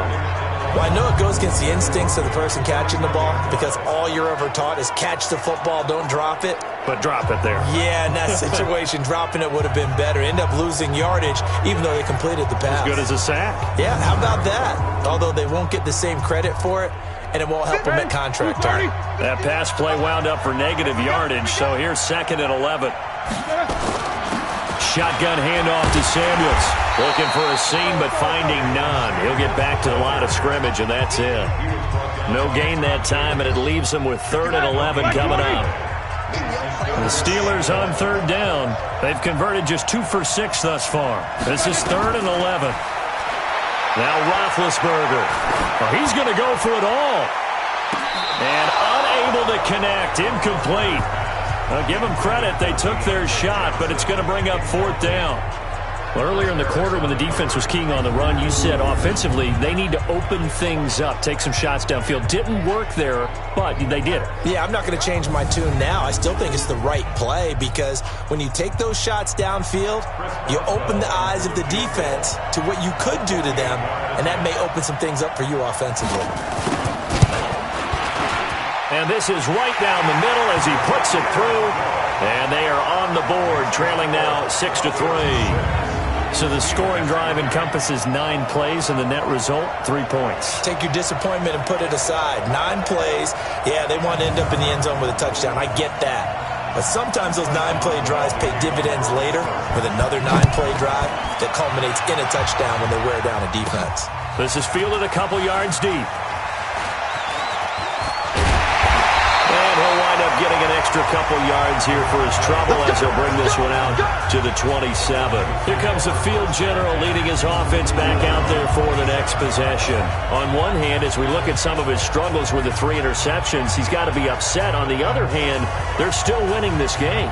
So how does he take care of the ball the rest of the game? That's what his teammates are interested in because they pick things up for him throughout. You got to look over the defensive side, the kicking game. Those guys have made it work for him. Now his goal, not mess up anything else down the stretch. Yeah, forget about those 3 picks. Move on. And off his back foot, he'll heave this one deep. And that is incomplete. Showed off the arm strength there, but to no avail. Second down. Second and 10 now from the 27. Lock again here on second and 10. Oh, and he'll just get rid of this one deep. And that one almost intercepted. Far too loose with the football here. Nearly a 4th pick. And it's third down. So back-to-back incompletions, and that has him staring at a third and 10. Lock going to throw. He's going to fire one deep over the middle. It's caught inside the 25. And all the way home for a Broncos score. Tim Patrick, 73 yards. And the Broncos push further out in front. He put quite a bit of air underneath that touchdown pass. Of course, we knew that he had the strong arm. That part was easy. You could see that throughout his college career. But what you want to know about a rookie is when the pressure's on, can you throw with touch? He just did right there. And, boy, it was pretty.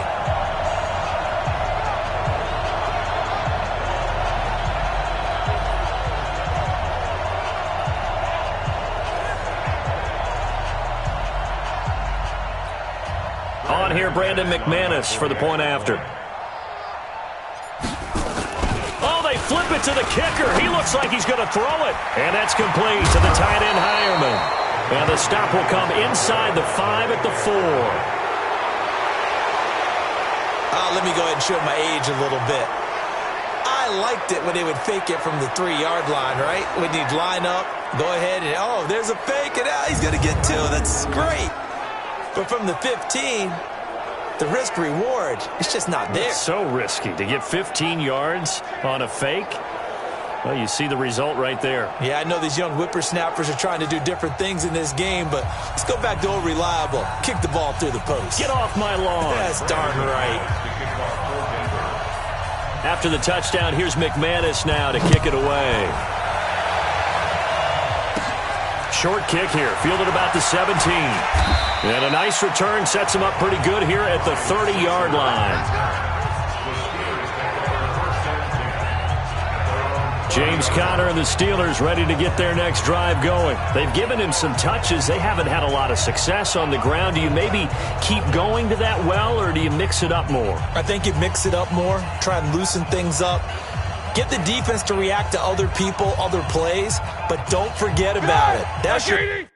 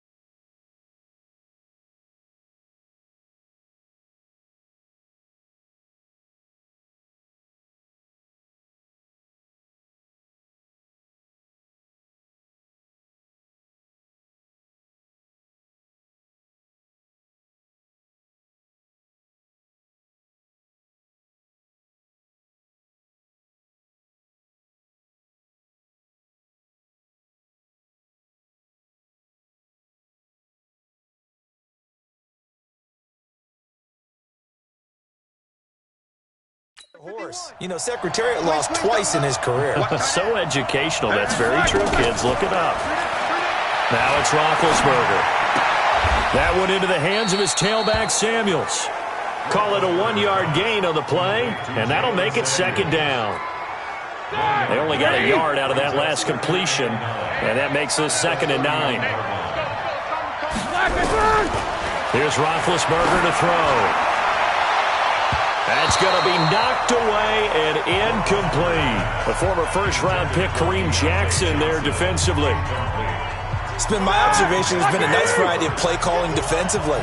You and I often talk about an offense's ability to keep a defense off balance with what they're doing. I think the converse has been true in this game. I think you're right. They seem to have gone off tendency quite a bit, but only the second quarter, a lot of time to change things. And now the 3rd down throw incomplete as well. Not much going on this drive. Looks like they're going to have to punt it away, CD. And right now I know a lot of their fans are screaming for the OC to change things up, get away from what he's been calling. Sometimes you just need better execution of the plays that have been called. Here's Jordan Berry now, as he's on for the 5th time here today. And he deserves a bronze leg as he gets this one away. And that one hits at the 7, but bounds into the end zone, and that'll be a touchback. Second quarter action with 1:59 remaining.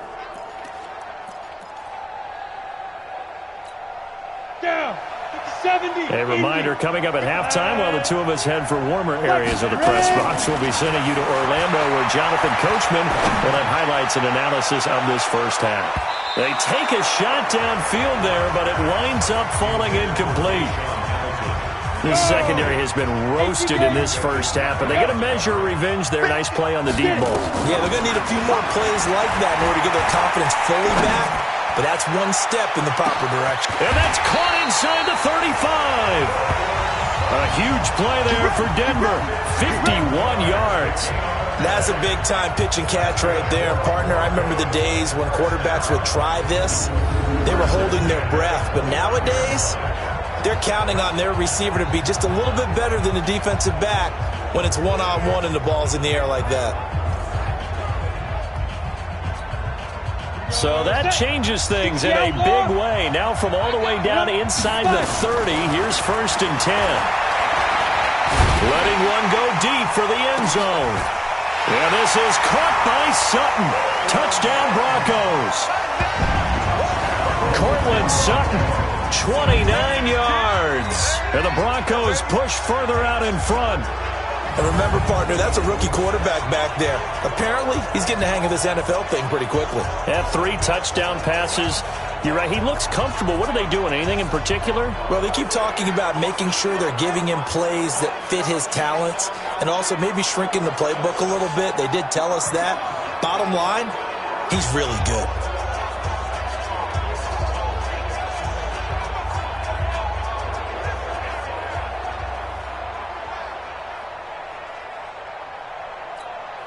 On here, Brandon McManus for the point after. And oh my goodness, this is nowhere close. Well to the right and no good.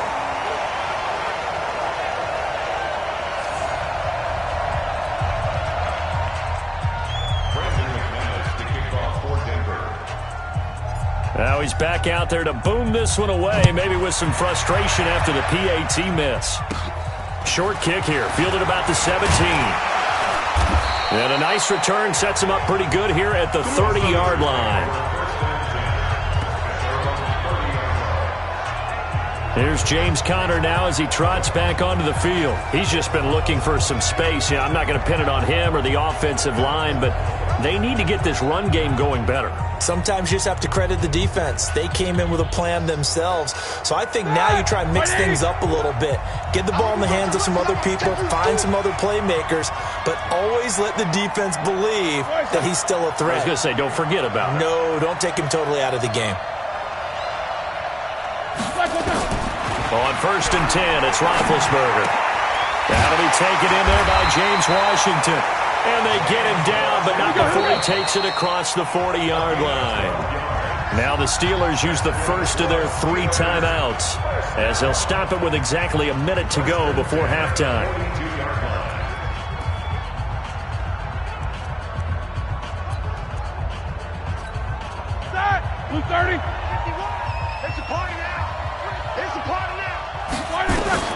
Throwing now, Roethlisberger on first down. Open man completes it to Smith-Schuster. The Steelers signal for the second of their timeouts as the clock will stop with 55 seconds to go until halftime. So 2nd and 8 here after the pass play for 2 yards on first down. To throw here, Roethlisberger. And on the left sideline, he caught it, but out of bounds, according to the head linesman. Incomplete, so the ball a little late getting there, and it's 3rd down. These guys have punted 4 times already, and they're staring at a 5th, barring a conversion here on 3rd down. This is Johnson. He's got it. And this is going to be another first down as they'll make the tackle at the Broncos' 44-yard line. Roethlisberger will throw. And he's going to find his man out of the backfield. That's complete. And past the 35, he'll be dropped a yard or 2 shy of the 30. Now a timeout signaled for, and they'll get him. With 10 seconds to go before halftime. And now we'll get a late timeout as it comes in the waning moments of quarter number 2. So even though it's first down, here's the field goal unit on now to try to get 3 before halftime. He hit his first. Now this one from 48 yards away. And that hits the right upright and caroms away. It's no good. And this score will stay right where it is. So plenty of leg, but it's the accuracy there that lets him down. Yeah, he hit it really well. I think this might have been good from 55. But you'll see it just conk off that upright. And they're denied a chance at 3 points.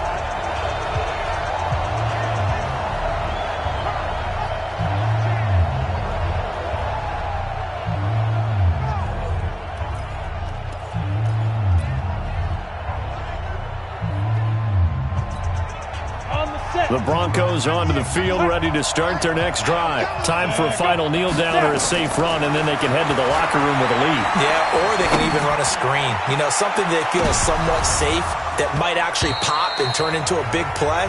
That's what you usually run in this situation. Or go 4 verticals because why not? Because you're feeling it, right? You're just feeling it.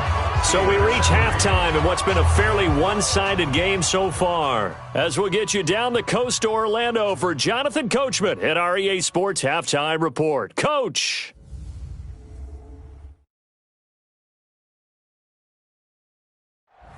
All right, Coach, thank you, and we welcome everyone back for quarter number 3.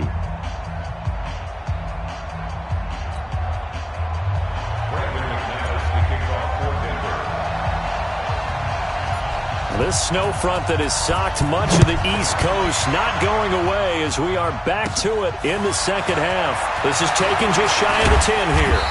And a nice return sets him up pretty good here at the 30-yard line. The Steeler offense now with a football first here to begin the third quarter. They have the ball here for the inaugural drive of the second half. Pretty big deficit, though. We'll see what adjustments were made in that locker room. And I never want to make something more important than it actually is, right? I don't want to create more hype than what is there. But this is I'm doing it, though. This is a really important drive. And we often talk about teams scripting plays to start a game.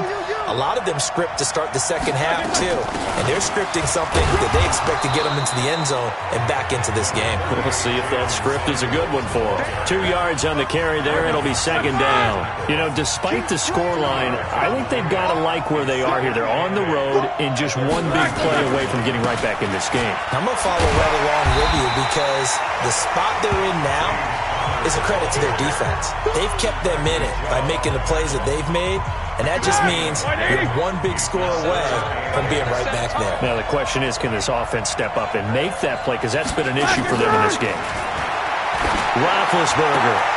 Oh, he got position on him, and he pulls it in. 12 yards that time at a Pittsburgh first. Everyone's got to be able to catch the football. Doesn't matter what position you play, but if you're on offense, be aware a ball may come your way.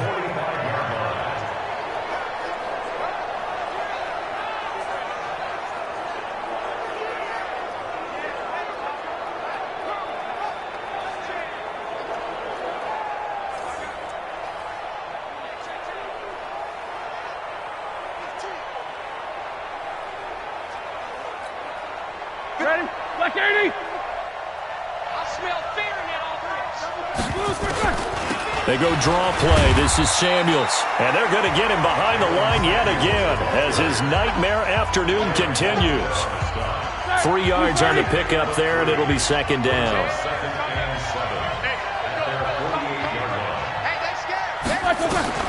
From just shy of midfield, Roethlisberger. Throw that side, complete to Smith-Schuster. That catch good for 5. It's third down. This offense in desperate need of a conversion as they come up on third down.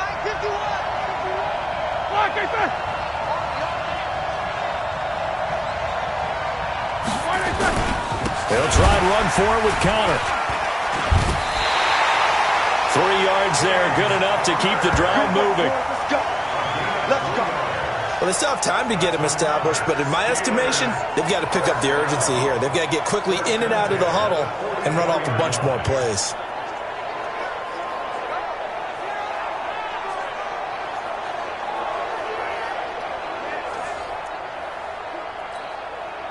Still in search of their first touchdown of the game, but they're on the move. 1st and 10.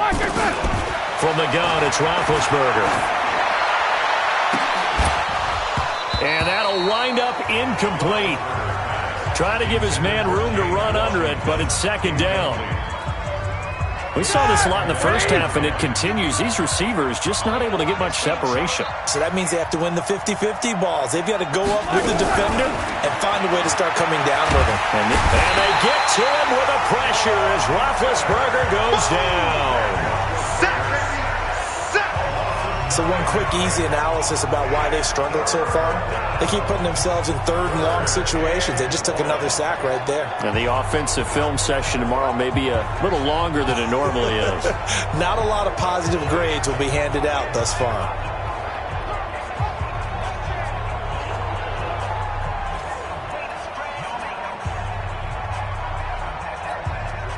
So the sack, and now a third and long situation for the Steelers and Ben Roethlisberger.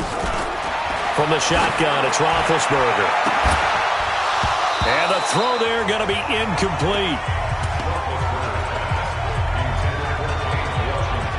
So coming up empty here to start the third quarter. Already 2 scores down. Got to be careful. Yeah, I did notice, though, that the captain of the defense patted the quarterback on the helmet on his way out, pretty much letting him know, we know the pressure's on us. We're going to go out there and try and hold serve for you while you figure it out over here on the sidelines. Here's Jordan Berry now. He's been one of their few bright spots so far. And the punt over the side in the air, and the spot will be inside the 35. Now Cortland Sutton and the rest of the offense getting ready for their next drive. And now he's inching closer to a 200-yard game. He's been so solid. And he's really denting the pride of the guys playing defense, too, because there's certain barriers that you just don't want to give up. Never want to give up a 100-yard rusher, a 100-yard receiver. He's closing in on 200 yards. Wow, that's a really big game. From the 34 now, here's 1st and 10. On first down, Locke. And now he'll turn, and off his back foot, he'll heave this deep. And he bats it away, and it falls down incomplete. He was looking to go back to Sutton there, and it's second down. From the 34, they'll come to the line on 2nd and 10. To throw it is Locke. He's going to rifle one deep left side, and that will be incomplete. Tried to dial up the long one way out there, but it'll be third down. And now offensively it's 3rd and 10, and I'm just thinking to myself, actors always say, what's my motivation before a big scene? Right now the play caller's thinking, what have I done before that's worked well that I can go to right now? Yeah, because they were pretty successful in the first half scoring points. Haven't done anything so far here in the second half. Now a shot taken on 3rd down, but it's going to wind up incomplete. I remember a coach telling me a long time ago the difference between playing corner and safety in the NFL. Corner is like the Autobahn. Everybody just flying by, and these corners have been really busy in this game, although they got it done on the last play. On the last play, yes, but there have been some good numbers put up against them offensively. The Broncos send out their punter now. And the way this offense has moved the... And how about this, a fake? And this is incomplete. A huge gamble, and it does not pay off. They fake the punt. It doesn't work out. And the Steelers, they're going to take over an excellent field position. Now the Steelers offense gets ready to get back onto the field. These guys had to punt last time. It has not been a very fruitful game offensively thus far. They haven't even made a trip to the red zone. And I know that everyone's going crazy on that sideline because that drives you berserk to come off the field, not really move the ball well. As you said, not even get to the red zone, let alone, not even put points on the board. They've got to just take a deep breath, relax, try and figure out what is working, and call more of that. On first down, it's Connor. Justin Simmons up from his safety spot to make the tackle. The run only got a yard. Here's 2nd and 9. Out of the gun, it's Roethlisberger. He'll find Smith-Schuster. That's complete. And he'll be marked down at the 26 with a gain of 7. The reception good for 7. It's 3rd down. They like going to him in the slot. He catches another one. I think this comes under the heading of until they stop him, why not go back to it? He has something going really well. Great working relationship with the guy throwing the ball, and they keep making the connection.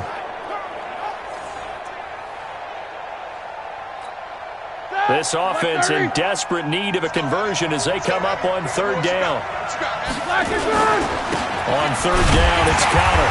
And that one going nowhere from the start as he's met in the backfield and goes backwards. That'll make it 4th down after a loss of 1. Now, they struggled to get him rolling on the ground in the first half, and that's sort of continuing here in the 3rd quarter. Yeah, but I don't think it's time to abandon the running game. I would say keep feeding the horse, and I believe he'll eventually reward them, especially as we get deeper in the game. Now Chris Boswell for the Steelers field goal try. This from 44 yards away. And Boswell's kick is good. And the drive will wind up yielding 3. So good kick there to polish off the drive with 3 points. Yeah, coaches always talk about finishing a drive with a kick. 2 of them give you points, either an extra point or, in this case, a field goal. After the successful field goal try, here's Boswell to send it away. This one taken just inside the 10. And nice work on the return as they'll start their drive just past the 30-yard line. The Broncos offense now gets ready to head back onto the field. The 3rd quarter has not been kind to them. After they built that lead at intermission, they've seen that lead shrink. And how much of that is simply execution? How much of that is maybe you lose your edge a little bit because you've got a lead? And you do have to credit the other team some because they've made some adjustments to start to slow them down. Can they find those counters now, those extra plays or plays they haven't run that'll be effective and get them back? It's caught inside the 25 and all the way down to the 22-yard line. I know we love our jobs, and pretty much any play we see, we're pretty, excited about.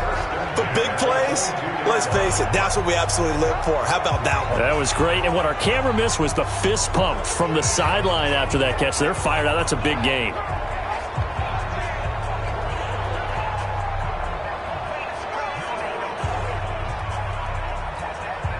So the big play gets them all the way down to the outskirts of the red zone here for 1st and 10. Clock now on 1st down. He's going to go up top for the end zone. And that will be incomplete. Would have been a big hitter if they had connected.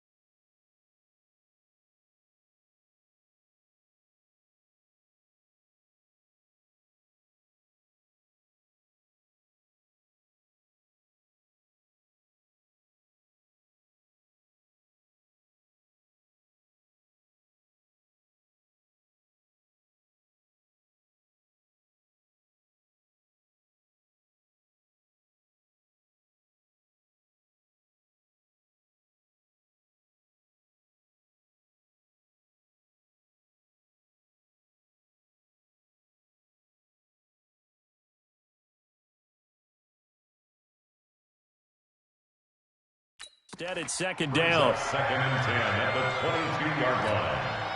So after the incompletion, second and 10 from the 22. Back to the air on second down. It's Locke. He's going to take a and this is caught by Sutton. Touchdown, Broncos. Cortland Sutton, his second touchdown of the afternoon. And the Broncos push further out in front. So whatever happened to rookie quarterbacks taking time to adjust to life in the NFL? Because this guy looks like he's been doing it for about, 7 years? 4 touchdown passes? That's not something rookies are supposed to be doing with the ease in which he's doing it.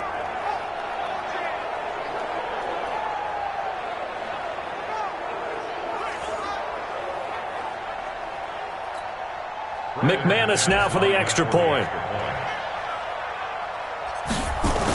Oh, look at this. A flip to the kicker. He's going to try to run for it.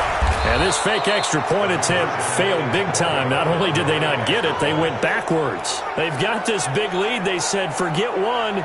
We want 2. Instead, they got 0. Unbelievable they didn't even attempt it from the 15-yard line. What are they thinking? I do know this. When you fake one in this situation with that type of a lead, especially from the 15-yard line, oh, boy. I tell you what, meeting them again somewhere down the line, they'll remember this. Yeah, they'll think that they were trying to clown them a little bit.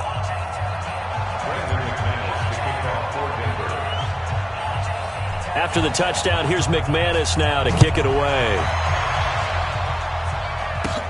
This is taken just shy of the 10 here. And a nice return sets him up pretty good here at the 30-yard line. And the Steelers set to take the field. And tough to win games if you're going field goal, field goal, field goal here. They got field goal last time. Now they'll be looking for a touchdown. They're looking for the big chunk now because, as you noted, the field goal, field goal, field goal way of doing it makes it that much harder and puts more pressure on every possession for you now. Go ahead and get 6 and feel a lot more comfortable about the position they're in. Bigger chunks. We'll see if they can get the score. A quick throw complete to Washington. And he went backwards. He'll be down at the 30. It's a loss of a yard there, and it's second down. If you're a selfish player and you're throwing the ball, you're cool with the completion. Maybe not so cool with the yardage loss, though, huh? Yeah, you went backwards on the yardage. Hey, it kind of works like a sack for the defense there. Yeah, it's a really big play for them, right? Able to figure it out, sniff it out, and finish it off.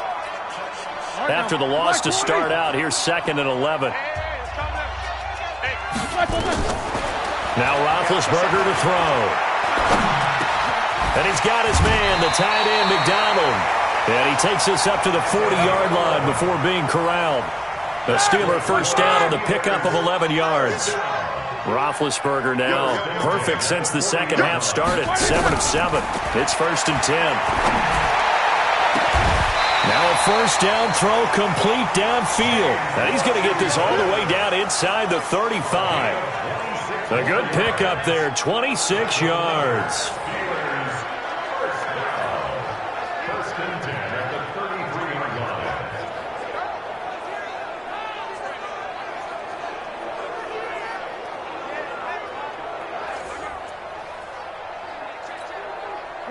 So a first and 10 now in Denver territory, down at the 33. And as they come to the line, they will not be able to get off another play as time has run out on this third quarter. You're watching the NFL on EA Sports.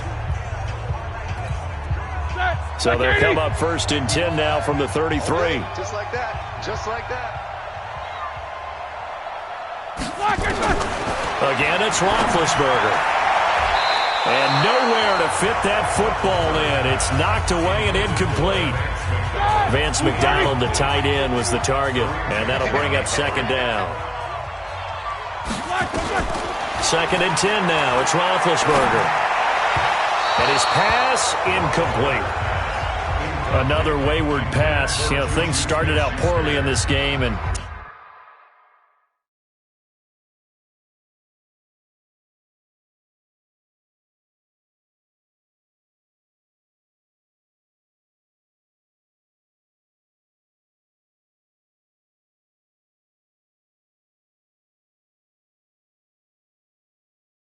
To be frank, they just really haven't gotten much better. And all that does is embolden a secondary.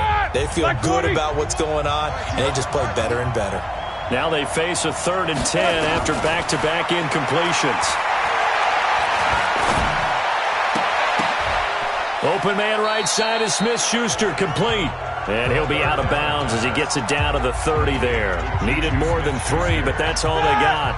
And it's 4th down. They're already slim hopes are going to ride on this one. They'll go on 4th down. They'll try and throw for it with Roethlisberger. Into heavy traffic, and it's intercepted. Picked off by Bryce Callahan. And a big turnover there as his guys will get the football back. Well, this defensive pressure has been constant all game long. The pass rush, the coverage, they've all been excellent, and now they'll tack on an interception here as this one continues to slip just further and further out of hand.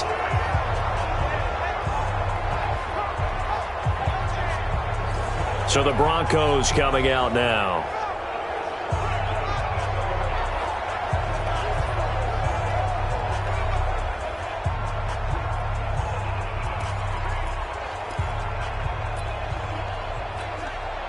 Lock and the Broncos going to come up 1st and 10 at their own 11. After the turnover, here's Locke. He'll rifle this one deep right side. And he couldn't hang on. Would have been their 4th pick of the game. Instead, 2nd down. After the incomplete pass, here now is 2nd and 10.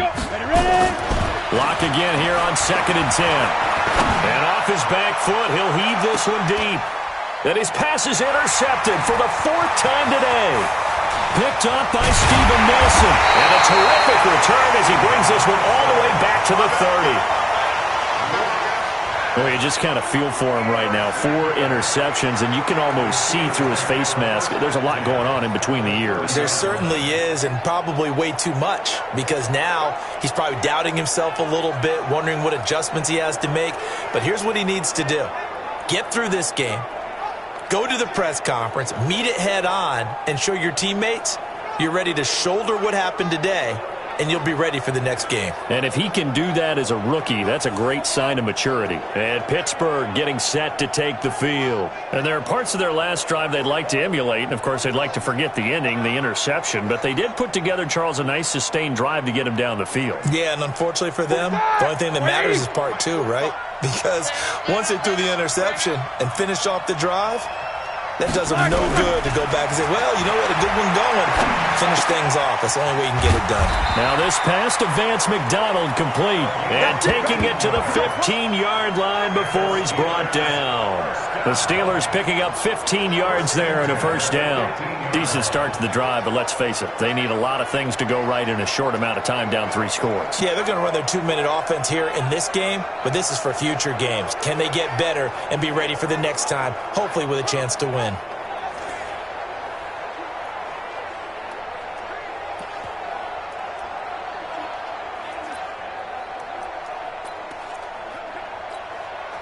Finally, a first red zone opportunity for these guys. They've got a 1st and 10 at the 15. Here's Connor. And this play goes nowhere. Losing yardage back to the 15. That's going to go as a loss of 1 on 1st down.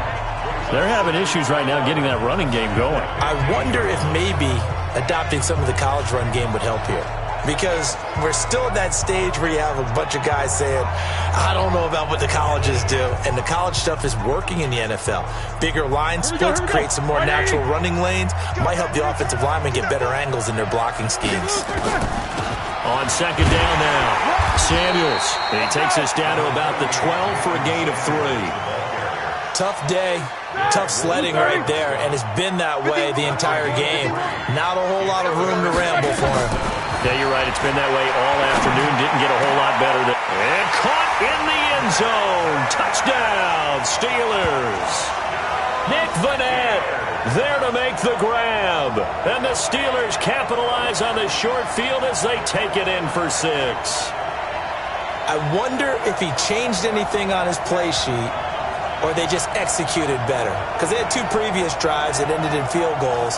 But before this one they finally were able to put into the end zone. Well, whatever he did, speaking of the offensive coordinator, might be using that formula going forward. It worked there. Yeah, it worked very well. He and his field general in pretty good sync right now. They're starting to move the ball well.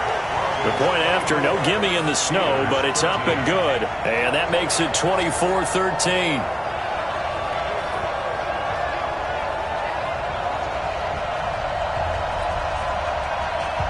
Boswell now to kick it away after the touchdown. This fielded at the 2. And a nice return sets him up pretty good here at the 30-yard line. Now this Broncos offensive unit ready to head back out onto the field. And don't look now, but they've got a little bit of a battle on their hands again. Back to a 2-score game, the interception that led to a touchdown. You'd have to think they're a little more careful here if they do indeed try to throw the football. Yeah, and I was a little surprised by the last throw. You know, that type of throw with this type of a game, I'm going to be very careful about it. Maybe the only throw you make is maybe a toss to your halfback or something like that. Otherwise, take care of the thing and finish this bad boy off. Airing it out for Hamilton. And intercepted. Maybe the turning point they need. Picked up by Minka Fitzpatrick. And they are going to take over right there at the 22-yard line. Well, holding on to the lead at this stage in the second half, those are the types of plays you really want to try and stay away from. And when you're a rookie, keeping your focus is something that you still have to work on all the time because there's so many distractions around you between the crowd noise and your coaches and your teammates. But the other part, you've got to learn how to finish.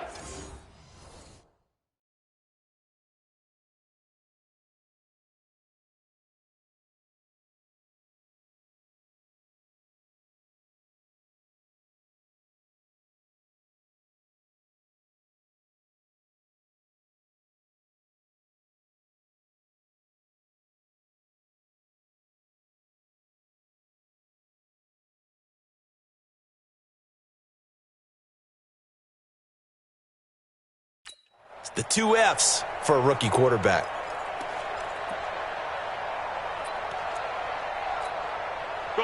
The Steeler offense here about ready for their next drive. And they're hoping to redo their efforts in the last drive when they got into the end zone. And just think of what it's like now on the sideline, because when you score a touchdown, you have to go over and look at the tablet and see what you did on the way.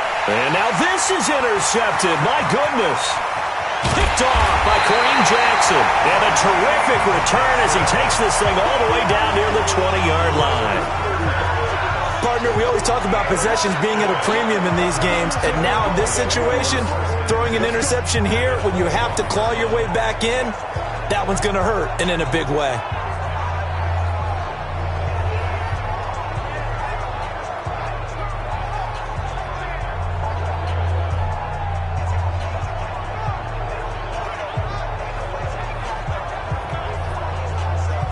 Now the Broncos offense, they get set to head back onto the field. And last time, 1-play interception. So this offense, they should be fresh. That's a good way of putting it. And I can't wait to see what they decide to do with play calling, because a 1-play drive where you throw an interception, a lot of people think the very next time out, run the football, don't give them a chance. Maybe play action? I think maybe you go play action, show your quarterback, get a little confidence in him, and let him fling another one. Now a throw to the end zone on first down, but it winds up incomplete. He was trying to find Noah Fant, the tight end, but it's going to be second down. On 2nd and 10, Locke going to throw deep for the end zone. Courtland Sutton with his second touchdown of the afternoon. And the Broncos use the short field to their advantage as they cash in for 6. He has really settled in throwing the football, and that touchdown here in the fourth quarter gives him a pretty comfortable cushion. He may be a rookie, but he's playing like fourth quarter, and the QBing is easy. How about this guy? Youngster, not worried about anything, just cutting it loose and having fun.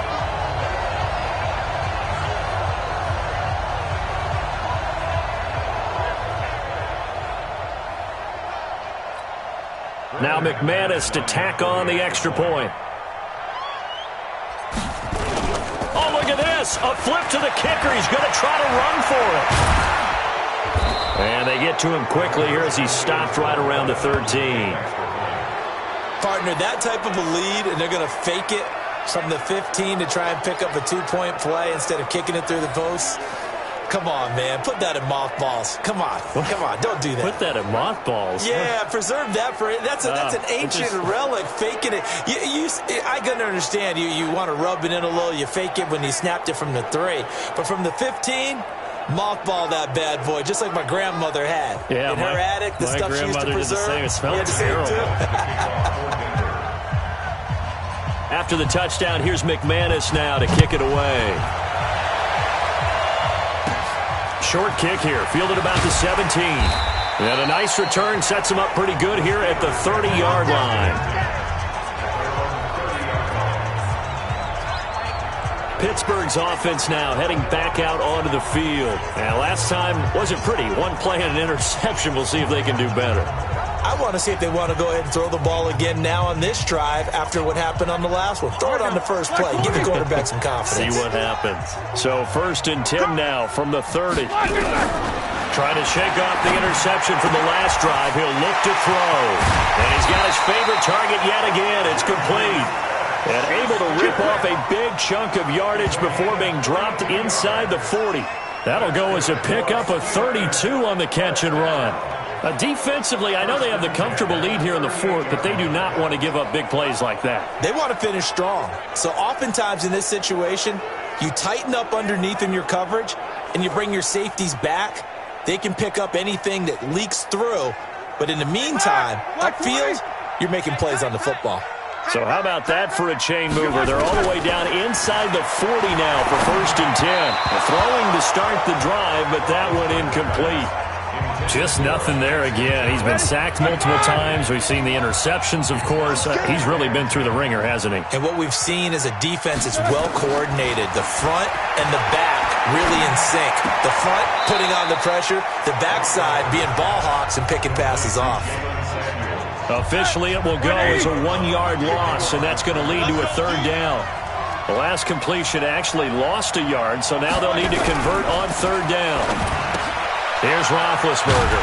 And yes, complete to the tight end McDonald. And they went the wrong way there. Losing yardage back at the 43-yard line. Did they maybe play that too safely on 3rd down? I know you don't want to just throw a ball blindly downfield, but that didn't help them a whole lot. I think they probably said if it's open, take the shot. If not, get something safe because we do have 4th down to try and pick it up.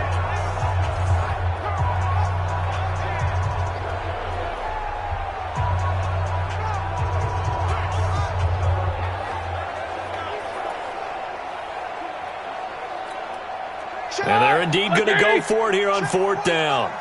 So trailing here in the last quarter. Let's see how this plays out.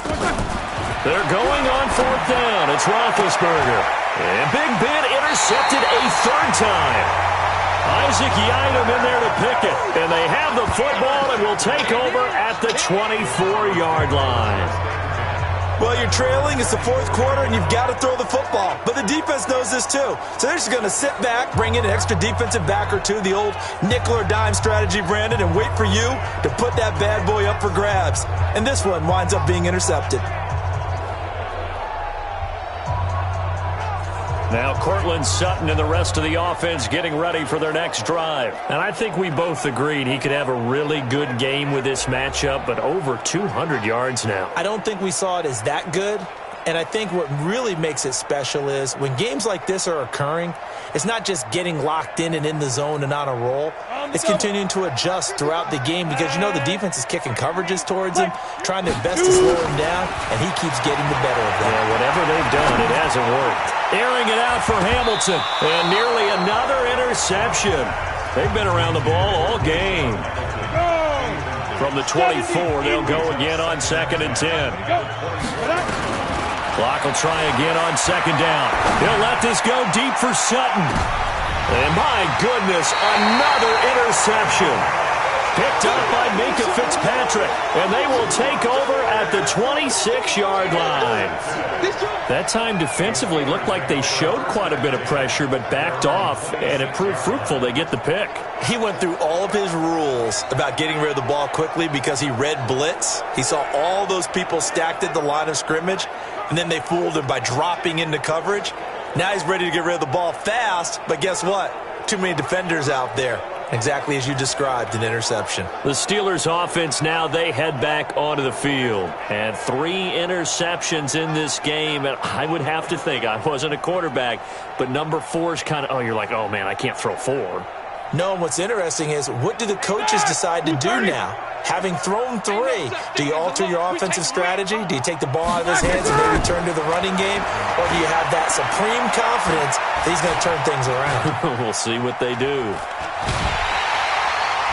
And eventually taken down here. Great coverage downfield. The sack there by Bradley Chubb. We've been around this league for a while, and many coaches never pull their starting quarterback, almost no matter the situation. In this case, though, I think he's got to make a decision. He's taking a pretty good beating out there. Yeah, with the deficit, maybe not wanting to risk an injury.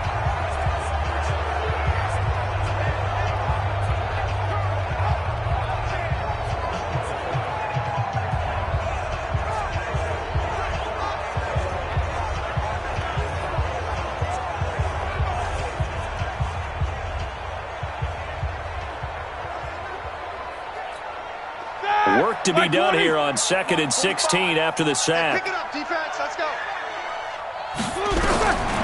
Now Roethlisberger. And that's going to be incomplete. Good effort there trying to take a shot, but it's 3rd down. This defense was definitely alert to the possibility of the deep ball, and they were more than ready for it. They've got the lead, 4th quarter. Maybe can expect more passes like that downfield. An incomplete pass on that last play, and that means they'll need to come up with something here on 3rd down. Now it's Roethlisberger, and they're going to try the screen. It's complete. He went backwards 5 yards there on 3rd down to bring up 4th.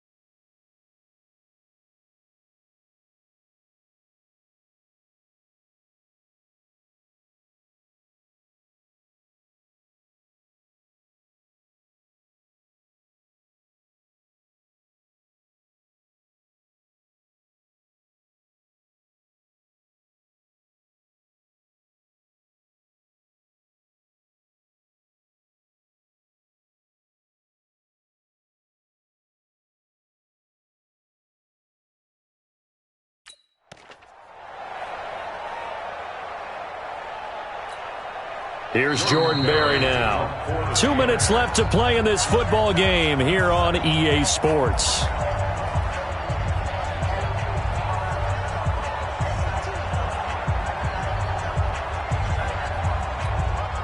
So the Steelers with the football as we get you reset. They come up on a 4th down situation with things not looking particularly rosy. And he gets this away, and look at this. This is a good one. This is brought in at the 21. So possession goes over here on the punt. And out will come the offense as they take over. Now Cortland Sutton and the rest of the offense getting ready for their next drive. This defense, they wouldn't mind not seeing him again for a while. 3 trips to the end zone. How about that? I think right now they would happily go to their general manager and say, is there any way you could get a trade for him? Bring him over to our team so we don't have to cover him anymore? Because he is really having a heck of a ball game, isn't he? Boy, he is. I don't know that mid-game trade's going to happen, but good thought. Meanwhile, they take a shot to start the drive, but this is going to wind up incomplete. He was looking to go back to Sutton there, and now it's 2nd down. A lot going to throw it here. He's going to rifle one deep left side. And that is incomplete. Okay, I'm not quite sure how to judge that one. Maybe he didn't have enough legs underneath him. Mechanics might have been off. Maybe some fatigue. That one came up short. Yeah, 4th quarter. Maybe you do start to watch as the arm there, the leg's still there. This has been a tough game. They take a shot downfield there, but it winds up falling incomplete. Finally, a good play there defensively on the deep ball. The secondary has had its struggles this entire game. Offensively, they've had their way with them.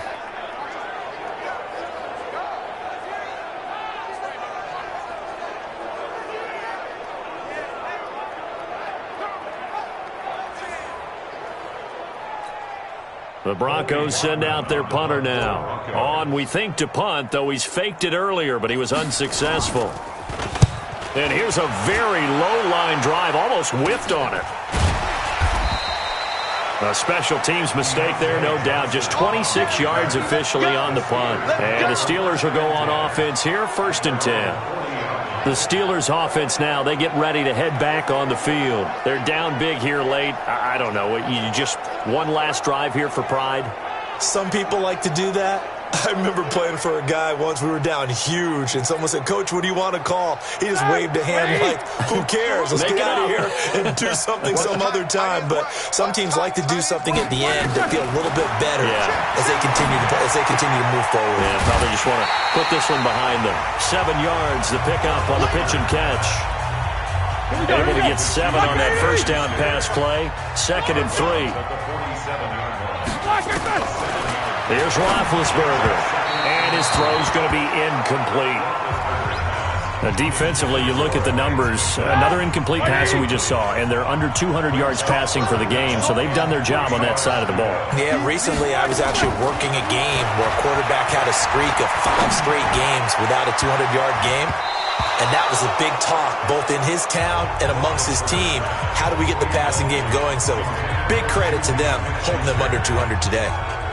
Definitely desperation time. This just looks like, hey, throw it down there, hope that your guy can make a play. You want him to make a play, but if not, maybe you get a pass interference call, and you know in the NFL, that's a spot foul. You get all of that yardage. That would be a big play.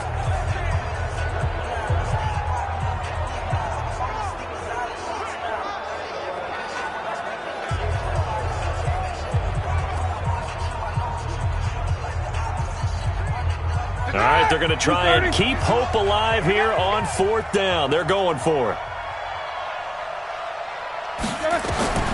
Here we go. It's Roethlisberger on 4th down. Open man, Smith-Schuster. It's complete. And he gets it down to the 48. Enough for the first. To throw here, Roethlisberger. Felt compelled to go for it there on 4th. He'll be brought down by the Broncos. It's a sack. Derek Wolfe popping in for the sack. Now the Steelers use the first of their 3 timeouts as they get it right at the 32nd mark of this 4th quarter. So that complicates things a bit here. 18 yards to go now on 2nd down. Here's Roethlisberger to throw. That one into the hands of his tailback, Samuels. Now the Steelers use the second of their 3 timeouts as they'll stop it with 25 ticks remaining on the clock. On third down, Roethlisberger. And that'll wind up incomplete. Bold play call there. Now it's 4th down. Another incompletion. You know, it's a wonder he's still moving around back there the number of times he's been sacked. Yeah, he's staying out there, isn't he? And you don't think about it much in a game like this, but he's showing incredible leadership. Still competing, still fighting, not taking himself out of a ball game that appears lost. I'm coming for you. Fourth down. Here's Roethlisberger. And he's going to be sacked. They sack him back right at the midfield stripe. Von Miller. And this defense will take over right at midfield.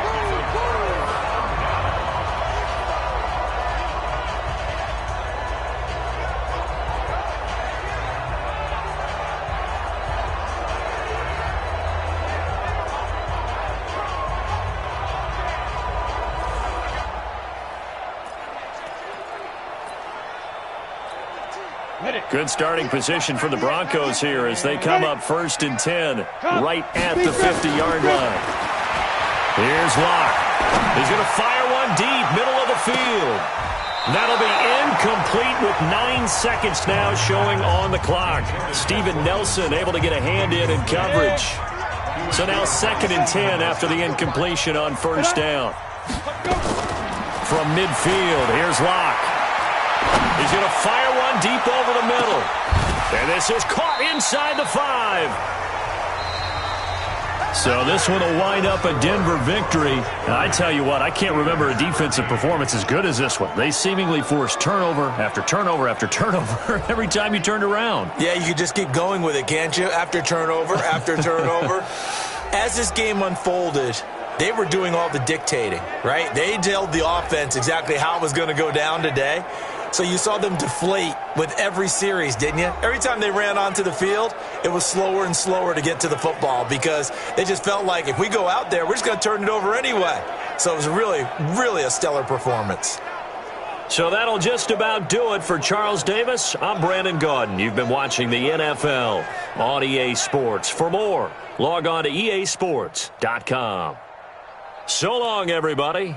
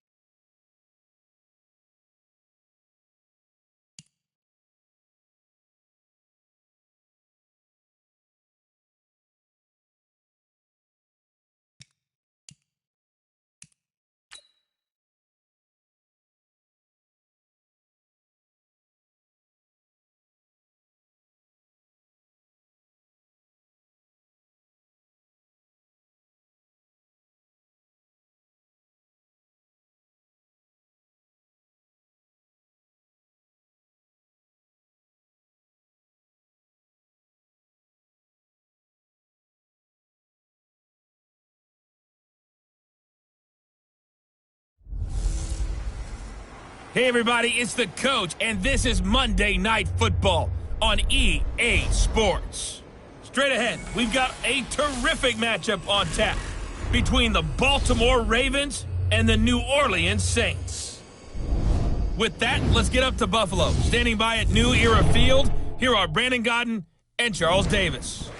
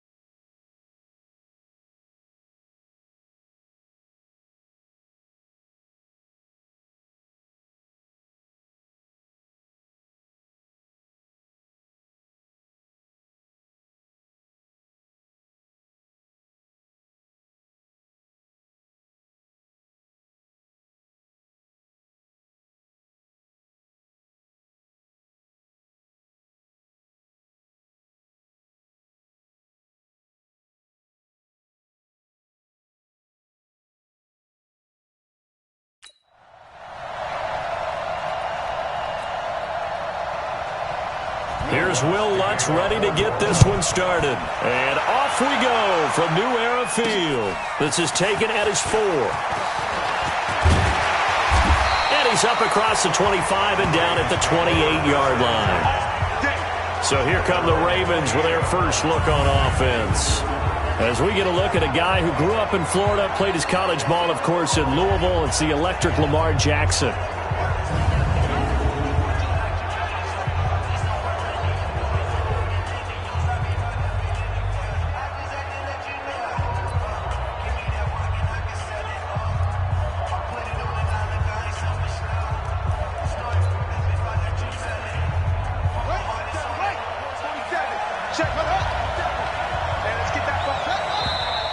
And now movement here right away. Maybe a sign of things to come with this crowd. And that'll set them back 5. Get ready, get ready, get ready. Still first down. Come on, set. It's a data.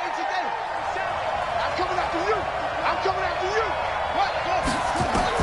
Here's Jackson.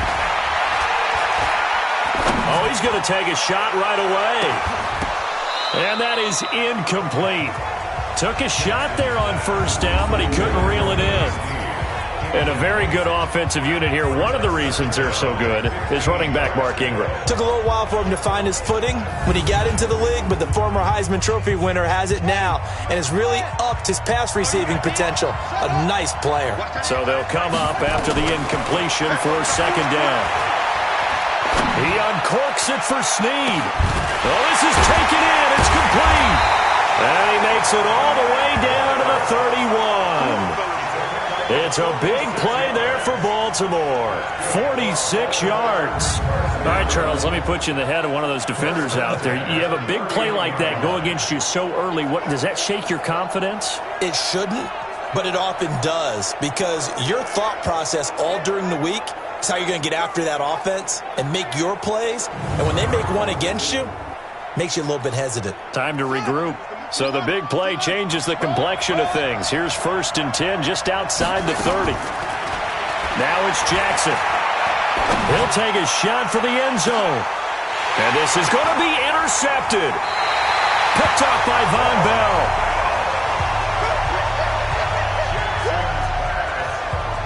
Well, it's a cold night, and whether you're a quarterback that wears a glove on his throwing hand or not, that ball is a rock, Brandon. You've got to really drive it through the cold and the wind, or it can take off on you, and that may have been what happened there.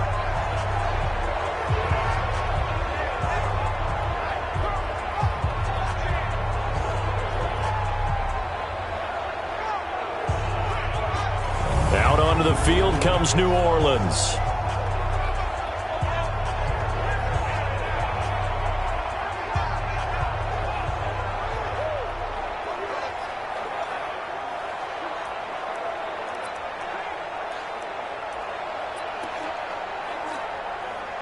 So Bree's going to lead the Saints up here, 1st and 10 at the 20. The first carry now. This is Alvin Kamara. And he goes nowhere. He'll lose yardage back at the 17. That's going to wind up a loss of a full 3 yards on first down. And the big fella stuffed that one up in a big way. I think doubling him has to be a priority, because you can't move up to the next level if you don't take care of him first.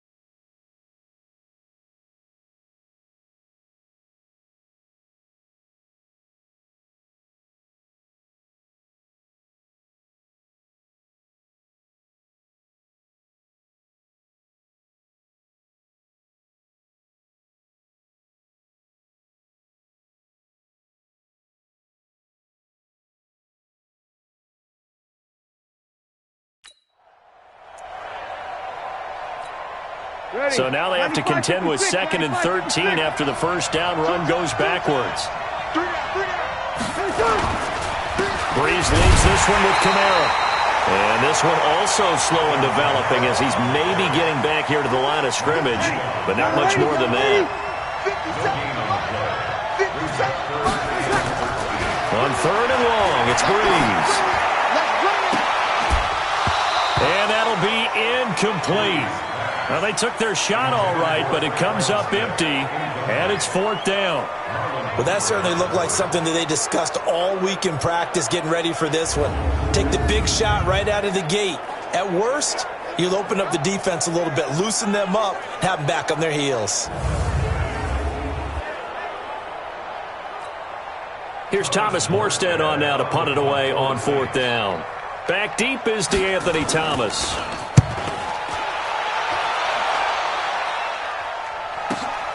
Taken from just outside the 30. It's a net of 40 there. A punt of 48 and a return of 8.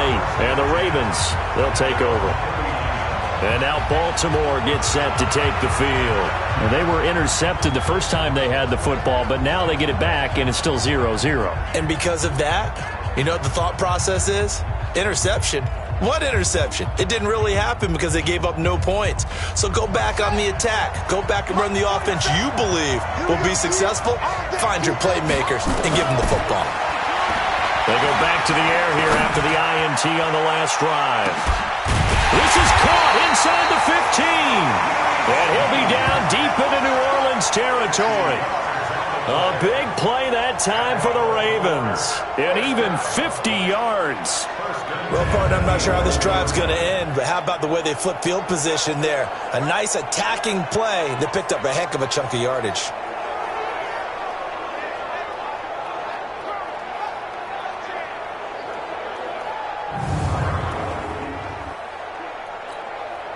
So how about this for field position after the big play? Inside the 15 now as they come up on 1st and 10.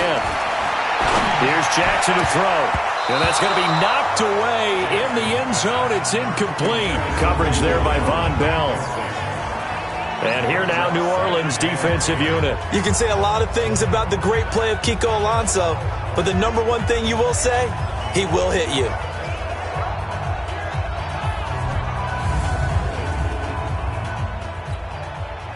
An incomplete pass on 1st down. That leads to a 2nd and 10. Here's Jackson. Going to throw again. To the goal line, but it's incomplete.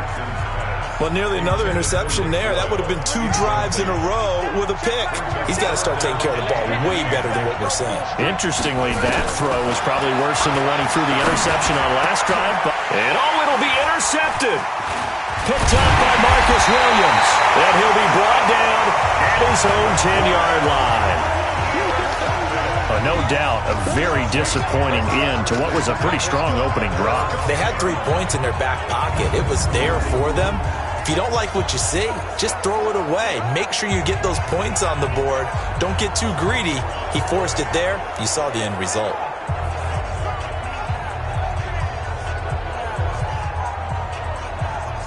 Back out onto the field now comes the New Orleans offense. And the first drive, 3 and out. Second possession, see if they can get a little momentum.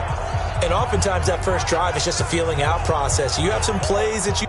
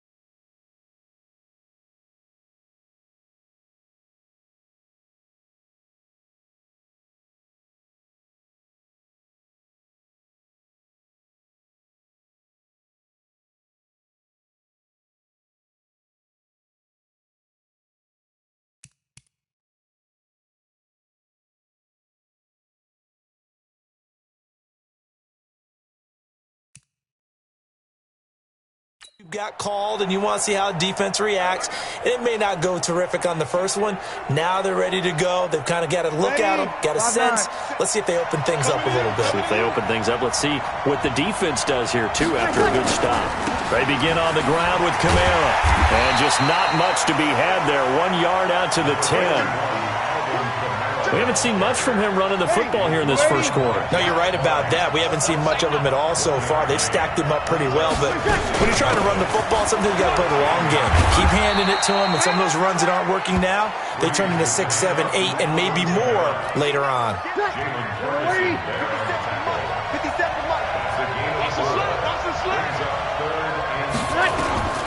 From the gun on third down, Breeze. And game's go. And he's going to get the first down as they bring him down at the 23. Breeze to another long-time vet, Ginn for the New Orleans first. Nice catch right there. Brings to mind the sentence, when in doubt, find your veterans. I used to laugh back in the day when they would call guys like him crafty veterans. You get up in your 30s, you're still playing receiver, but you're around that long at that position, you're doing something right. Just remember this. When he was young, he thought the crafty veteran was simply a guy who couldn't run anymore. Now he understands a little bit better. And not much there. Maybe a yard up to the 24. Here's 2nd and 9, just a yard on that last run. Breeze going to throw. And brought in by the tight end Cook. And not much to speak of. Call it a 1-yard gain up to the 26. Brandon, perfect defense in this situation would have meant that there was an incompletion. They would have picked it off. Okay, so they gave up the completion. But I really enjoyed watching how the defense stayed in sync, stayed in great communication. And as he dragged across each zone, you see him pointing, communicating. There he is, and they passed him off to each defender. Ended up making a nice play, even though it was complete. So it doesn't look like they're going to be able to build off the turnover. Well, the defense certainly did its part. It got them the football. But you're exactly right. It looks like they're going to have to punt this one away. And it's not a turnover, but doesn't it feel like one after grabbing the momentum with the defensive play? Yeah, and they had all that momentum after getting the football, and now zapped right back in the other direction. A nice job on the return there, 16 yards. And the offense will take over with a new set of downs. Lamar Jackson marching back onto the field. And he had to be pleased at the start of the last drive. The offense was moving, but certainly not pleased at the end result, an interception. And every team we ever talk to at some point in the conversation, the coach, player, someone talks about, you know, we've got to finish. We've got to finish off drives, finish off the game. There's an example there of not finishing, doing everything right, but not getting the result that you need. Oh, and he'll just get rid of this one deep. And that's going to be incomplete. Too tough to hold on to that one. It's 2nd down. Even without a ton of pressure.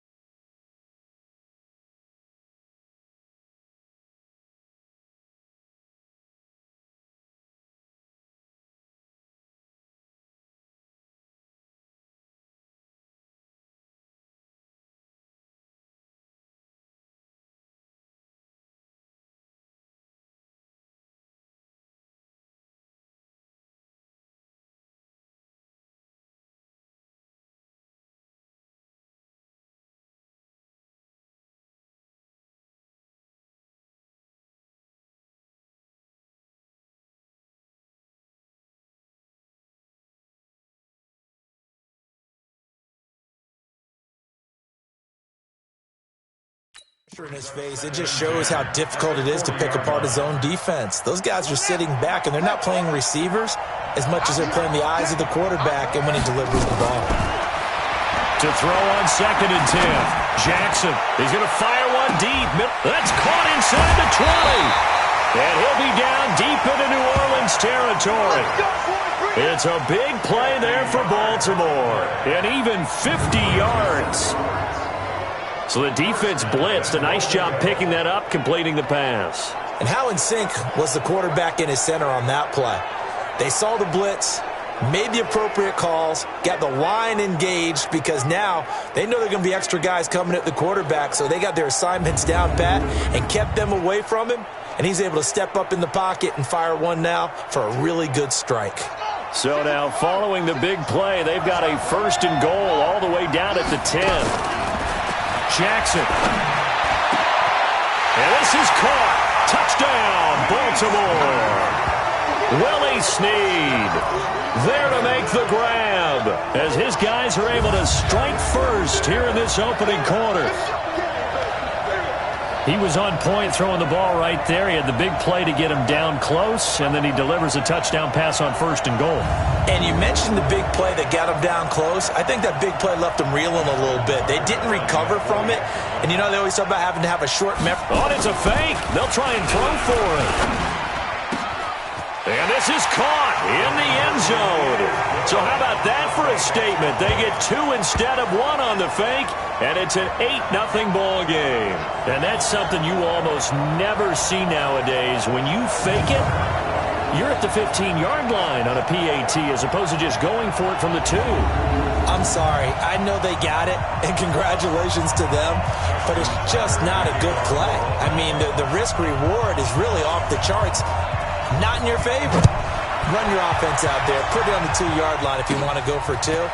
But I'll be darned. They ended up getting that one, didn't they? And he'll take this across the 25. A couple extra yards up to the 27-yard line. Out onto the field comes New Orleans. They've had it twice. They've punted twice. Not the start they were hoping for. Not at all. And let's face it, every facility we visit, everyone talks about converting on 3rd down, how big that is. In this situation, they've had to punt it away twice, so they're furiously going over things on the sidelines. What do we need to do to pick up a 1st down and change our momentum? Off the play fake to Kamara, it's Breeze. And the coverage terrific there as that's knocked down and incomplete. He was trying to get it that time to Ted Ginn, but it'll be 2nd down. 2nd and 10 now from the 27. Here's Breeze. That'll be complete to Cook. The reception good for 7. It's 3rd down. I think defensively you're okay with that. Here in the first quarter, he's going to get some catches, but they rallied to him quickly. And that's what you count on, and I like what you just said. First quarter, can you do it all game long? They catch it, you tackle them, they go down on the spot. Because when you're able to do that, you don't give up big chunks of yardage after the catch, now you put the offense in a position where every series they have to work hard to pick up 1st downs, and you tend to stall them out when you do that. Instead of throwing it downfield, Charles, they just tried to dump it underneath there. You like the call? I do. I think it's a high percentage play because you get the completion, and what you're counting on is your back to use his legs and his elusiveness to make people miss and pick up the 1st down. In this case, it didn't happen.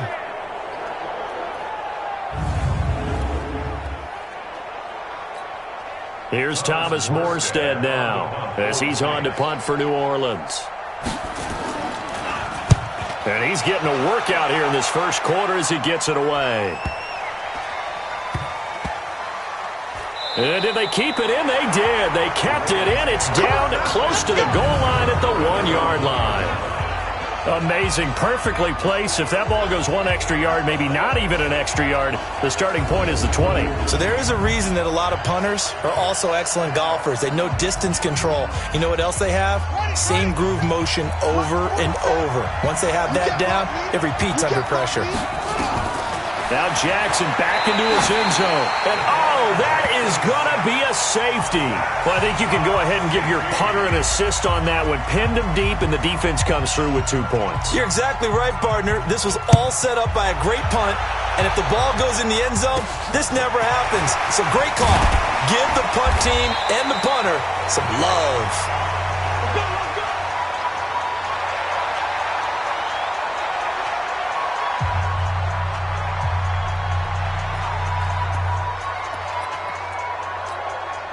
This will probably be the last play of the quarter. Let's pick it up. It's out of time, guys. Out of time. Let's get off the field. Let's get up. Throwing on first down is Breeze. Looking for Ginn, and it's intercepted. Picked off by Patrick on Wassor. And he will be brought down, but he's got the interception on a final play of this first quarter. An entertaining start to this one. More to come on EA Sports.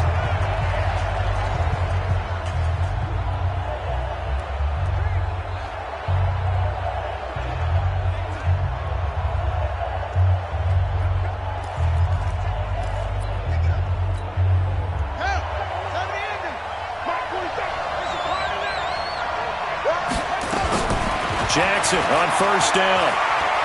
And now he'll turn, and off his back foot, he'll heave this deep. And that is incomplete. Showed off the arm strength there, but to no avail. Second down. So after the incompletion on first, now 2nd and 10. Now Jackson throwing again. Oh, he's going to let this go for the end zone. And not only did he drop it, he dropped it in the end zone. The turnover put him in great field position. They don't want to squander it with 3rd down coming up. No, not at all. And you know what else you do? You make your defense mad. Yeah. They got you the football, gave you a great opportunity. You got to cash in and get some points. Nowhere to escape, and he goes down. Cameron Jordan able to drop him that time for his 2nd sack of the evening. Well, they went with a nickel. They throw in an extra defensive back. Coverage was very good. Yeah, it was exactly as you would expect. A passing down. You bring in the nickel package. Just as you described, the coverage was excellent and allowed one of their linemen to end up getting to the quarterback.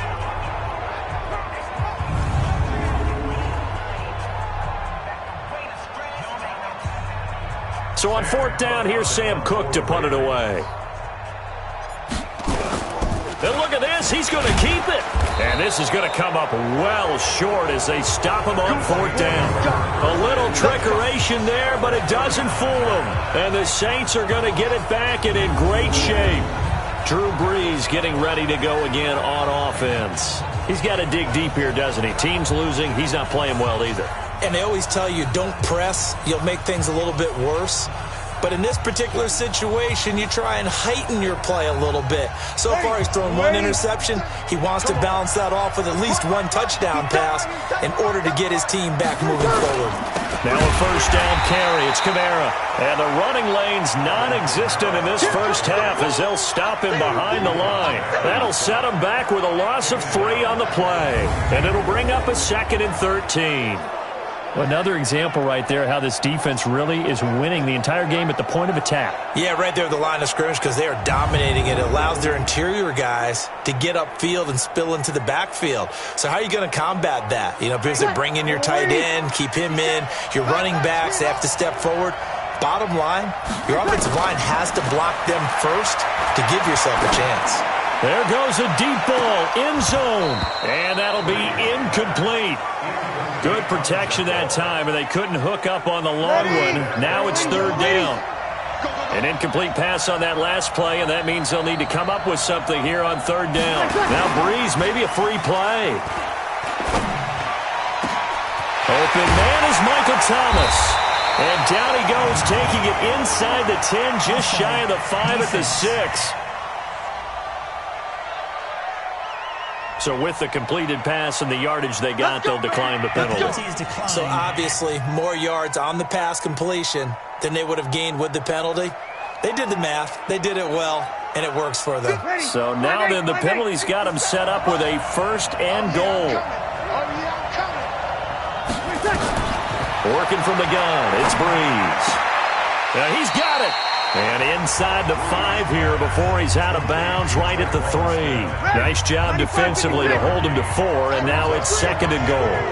So the ball position now at the 3. Here's 2nd and goal. Now they'll run. Murray. And the D not yielding much there. He's only going to get a yard to about the 2. The Saints on third down, 2 for 5 to this point. They're looking at a 3rd and goal here. Here's Breeze to throw. That's to his running back. It's Alvin Kamara. And he'll actually lose a little bit of yardage here. Back to the 2. A loss of a yard, and it brings up 4th. Well, they try to swing it out left into the flat, complete, but really nice open field tackling. And they played that one like a great boxer. They were on their toes on that one. They weren't back on their heels reacting to the play. No, they saw it, came right for it, and made a nice tackle for lost yardage.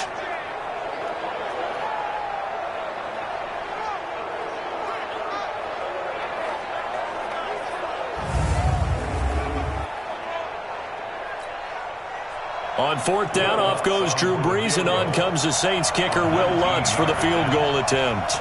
From the left hash, he'll have to cut this at a tight angle. And Lutz puts this one through.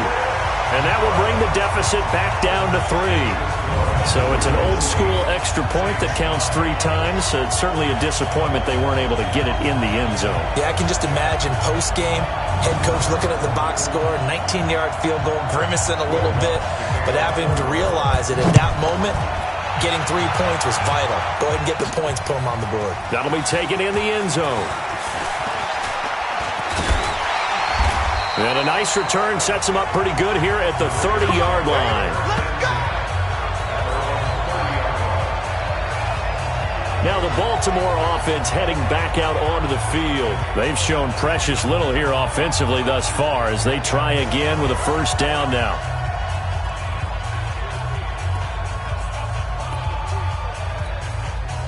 So 1st and 10 now from the 30. Jackson. Nowhere to escape, and he goes down. Cameron Jordan bringing the pressure yet again. That's his 3rd sack here tonight. Well, so much for setting the tone of the drive offensively. Giving up a big sack that loses that kind of yardage, not a great start.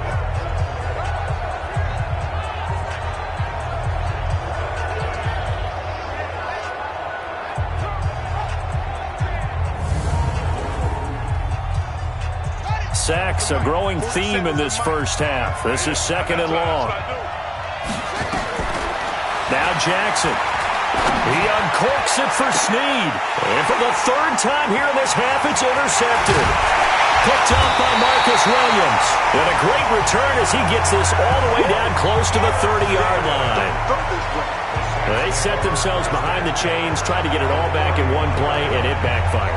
Didn't it feel like a pitcher working his way into a 3-0 count, right? You're behind. What do your coaches always tell you? Get it back 1 pitch at a time. In this case, they tried to get it back right away, and it didn't work out.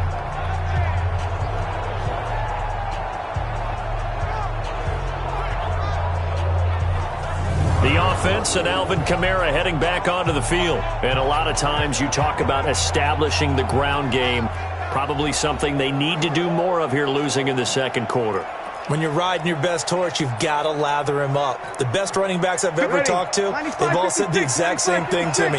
I'll even break a good sweat until I get to 20 carries. You're full of good wisdom. Let's see if they can get him into the game more now. And here's a throw that's taken in by the tight end Cook. He'll be dropped at the 25 after a gain of 6. 6 yards was the pickup on the last completion, so here's 2nd and 4. To throw, it's Breeze. That's complete to his running back, Kamara. And they'll bring him down at the 18-yard line. And a nice gain and a broken tackle along the way, and really we shouldn't be surprised, should we? That's what runners do, especially the best ones. They break tackles and gain extra yardage.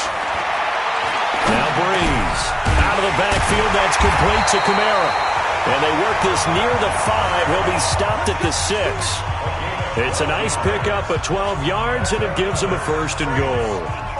This offense can certainly move quickly when they want to. 3 plays, 3 pass completions. In the blink of an eye, they've got a 1st and goal. Almost felt like a lightning bolt hit in this game, didn't it? For them to get downfield that quickly. And now 1st and goal, expect them to attack right here on this play. A pickup of 4 on 1st down. It'll be 2nd and goal. 2 minutes remaining in this first half of football. A reminder, coming up at halftime, while the two of us head for warmer areas of the press box, we'll be sending you to Orlando, where Jonathan Coachman will have highlights and analysis of this first half. On second and goal, Breeze. It's Hill, complete. And he's able to get it down to the 2-yard line. They get only a yard there. Now it's third and goal.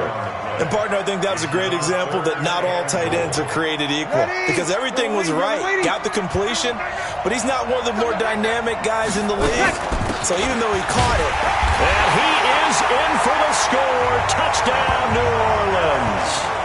Taking it in from 2 yards out, and the Saints have taken the lead. Able to punch it in on third down makes it easier for those guys on the sideline. They didn't have a fourth down decision to make. Yeah, could you feel the exhale? Because they were already thinking ahead, as all the good coaching staffs do. Anticipating, will we have to make the call? They already had it lined up. Never even got to it. We always worry about the plant foot in the snow, but no problems there.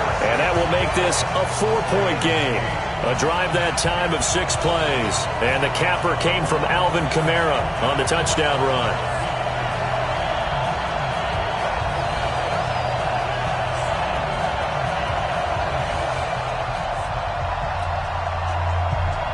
After the touchdown, Lutz to kick it off. And they will not get a chance to return this one, as it's through the end zone for a touchback. This Ravens offense heads back out there, led by Lamar Jackson. And I guess right now, as we look at some of his struggles today, the term next play really applies here. He's got to move on. I love where your head is on that, because that's where his head needs to be. Exactly what you've said. Yes, there have been mistakes made, but he's got to move on and play the next play as if it didn't happen, keep his confidence up. But how about the guys on the defensive side of the ball? They've got to be feeling great about what's going on right now. They've already gotten to him a few times. They want to keep that up. Maybe they can pick off a few more. They've disrupted already for 3 INTs. Looking for more there on first down, but this throw downfield, incomplete. An incomplete pass leads to 2nd and 10 from the 25. To throw is Jackson. To throw again. He'll rifle this one deep right side. And this is going to wind up incomplete. The coverage there too strong on the deep ball, and now they face a third down. So back-to-back incompletions, and that has them staring at a 3rd and 10. Throwing is Jackson. He uncorks it for Snead. And for the 4th time tonight, it's an interception. Picked off by Marshawn Lattimore. And they get the football. They'll set up shop at their own 49-yard line. Well, Charles, he's thrown 5 picks in a game before, and right now, after that one, he's standing on number 4. And right now, your defensive coordinator is asking the offensive coordinator, can you do anything to slow this down? Because my guys have to keep running back out on the field. So play calling may come into it a little bit, maybe run the ball a little bit more, but a lot of it depends on the scoreboard. They may have to keep throwing it. Back out onto the field now comes the New Orleans offense. Well, what do you think? You get the ball off the turnover near the middle of the field. You take a shot here in the first play? You know I'm big on that. I love when I have great field position. After a turnover, I feel like I might have them a little bit off balance. I prefer to take a shot, but a lot of coaches will tell you, you only do it if you trust the guy who's got the football in his hands. Meaning, if it's not there, he won't force it downfield. It may be turned into an interception. He'll go to the check down, go to a second option, and go ahead and take the play that's in front of him. It'll be a Saints first down on the pickup of 13. The Saints going to call the first of their timeouts, as they'll stop it with exactly a minute to go.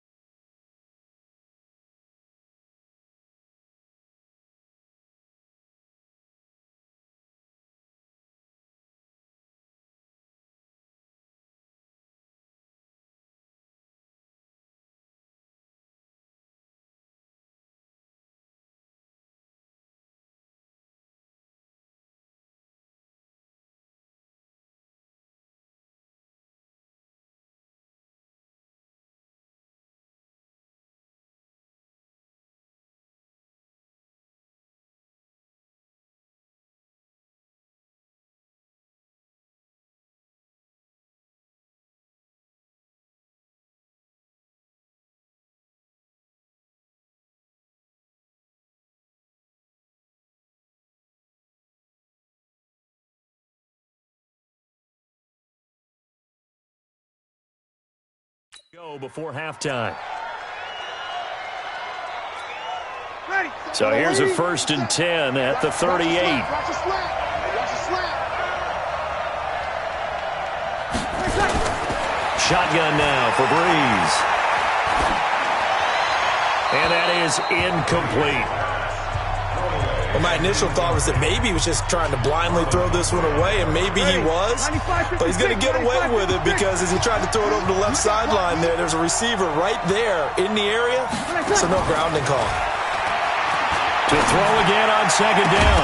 Breeze. And that is incomplete. A lot of force bearing down on him there. He could not hang on. It's 3rd down. Now they face a 3rd and 10 after back-to-back incompletions. From the gun, it's Breeze. And this is Cook with a grab. And the play goes nowhere. Losing yardage back near the 40 at the 39. A loss of a yard, and it brings up 4th. And never good on a pass completion there to go the wrong way. Lost yardage. No, for some reason it seems to work better when you throw it downfield or you can move the ball downfield running it that way, doesn't it? But in this case, if you're the defensive guys, you're energized, executed well, and you caused a lost yardage play. That's going to feel good and look great in film.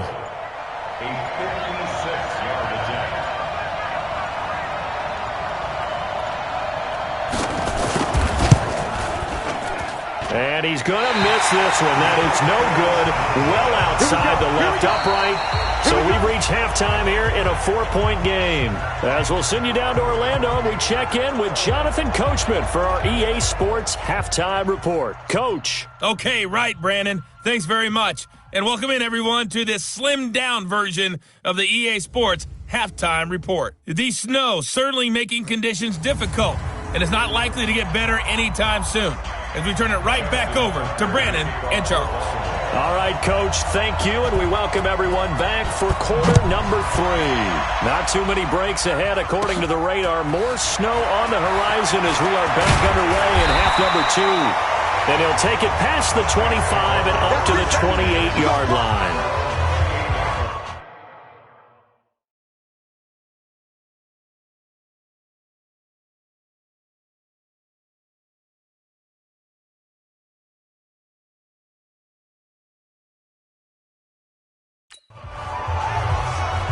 Out come the Saints now. They'll go on offense first here to begin the 3rd quarter. They have the lead now. They'll be looking for some separation here as we begin the 3rd quarter. I like the way you term that because now I think they go a little bit deeper into their playbook.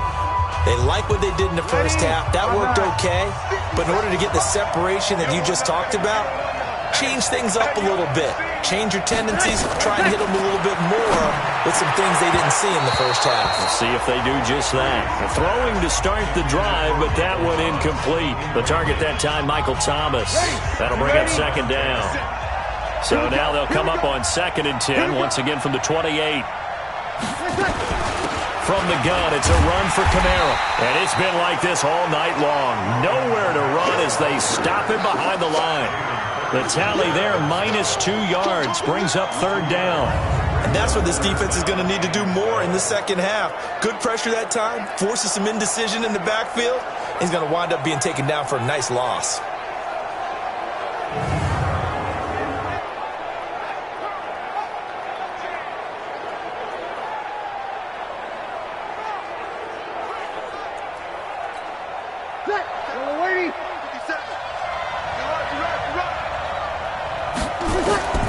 Now Breeze on 3rd down. And he finds Cook. And they work this well upfield across the 45. A good pickup there at 22. The goal for any offense versus a zone defense, find the holes where guys are available and put the ball on the receiver before any defender can step up and fill it. They did it well there. Perfectly executed crossing route.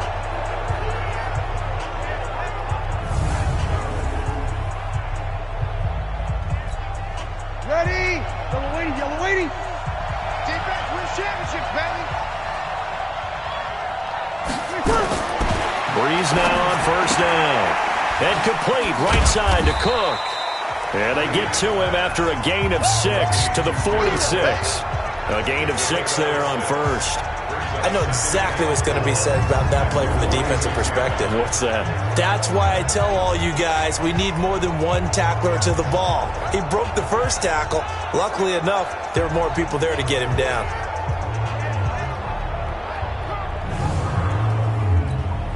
Ready, 6 yards was the pickup on the last completion, so here's 2nd and 4. Breeze now to throw. Ginn has it complete. No gain that time on the completion, and it'll be 3rd down. And that's when it's fun to play defense. When you're able to diagnose a play right from the beginning, get all your guys to the football, and spill the play, that's when you have a lot of fun playing on that side of the ball. Again, they'll throw with Breeze. Open man is Hill. He's got it. Well, this is going to depend on the spot, but it's not a very generous one. He looks to be about a yard or so short. One of the money routes for any offense, the drag route. So tough to defend because the receiver can stop at any point and make himself available to the quarterback and get a completion. But I love the communication we saw there. All the defenders pointing out the receiver, where he was going, and then they're able to rally to the ball after the catch and stop him short of a first down. And now on 4th and 1, it's a fake. And I'm not sure he got there. Did they stop him? They did. A little trickeration there, but it doesn't fool this defense. And the Ravens are going to get the football back. The Ravens offense getting ready now for their first possession of the second half. They're down in this game. A chance for the offense, though, to put something on the board, get some momentum here in half 2. Try and get things kick-started for them. And you know at the half, they discussed how they were going to get that done. This is where scripting comes into play a lot of the time. How many plays do you script coming out of the second half? Most of the time in the first half, you're scripting 12 to 16. I think in the second half, you're really scripting more like 8 to 10. Kind of a starter or an opener, whatever terminology they use. Just something to get you off to a quick start. After the incomplete pass, here now is 2nd and 10. Here's Jackson to throw. And off his back foot, he'll heave this one deep. And now here is another interception. Picked up by Marcus Williams. And a big turnover there as his guys will get the football back. And that gives him now 3 interceptions in the game. Well, someone's locked into what they're trying to get done in the passing game. When was the last time we had someone get 3 in a contest? 2011, wasn't it? Kurt Coleman? Oh, yeah, that's then right. With the Eagles? That's right. It's then with the Eagles, and I believe it's against Washington and Rex Grossman. That's correct. Out onto the field comes New Orleans. We have not seen much on offense here from either side these last few drives. We've hit a wall, so to speak. And have hit it hard, haven't we? Because the defenses right now, they seem to be a step ahead, don't they? Beating them to the point of attack, beating them to the punch. These offensive guys, they're tinkering like crazy. What's it going to take to get back on track? Yeah, both sides searching for adjustments. Limited running room as he'll get about 3 to the 21. Tough first half for him, unable to put up the numbers he's used to producing. But with a guy like him, you and I both know it just takes a couple of explosive touches for him to make an impact on this game and on the stat sheet as well. And this has been a recurring theme tonight for sure. Nowhere to run. Back to the line of scrimmage.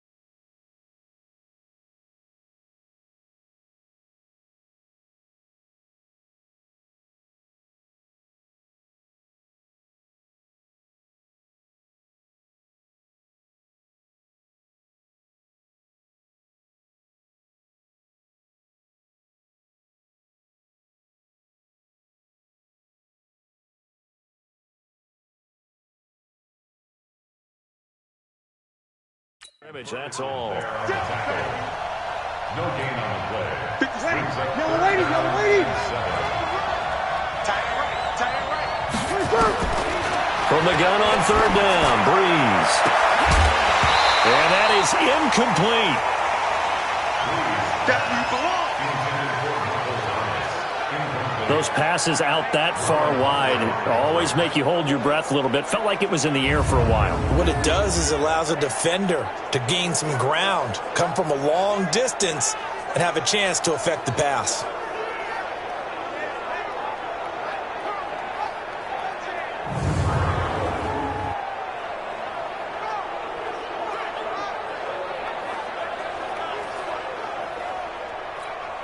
Here's Thomas Morstead now. He's been terrific so far.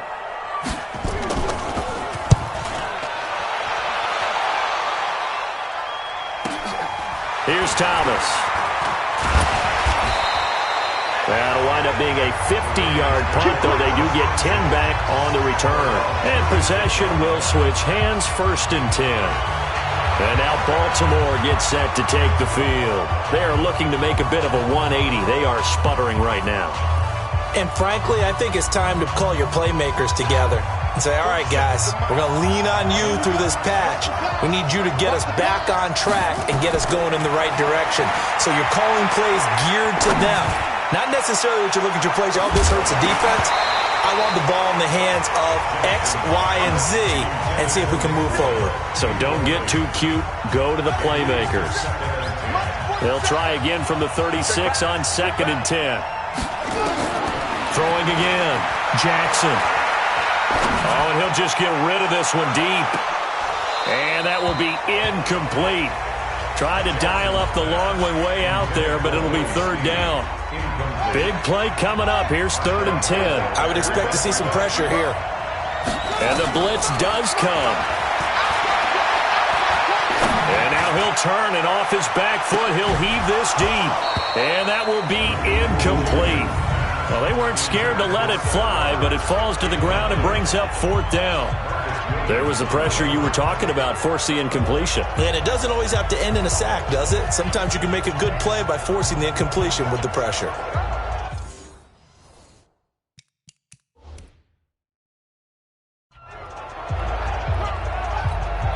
Here's Sam Cook now.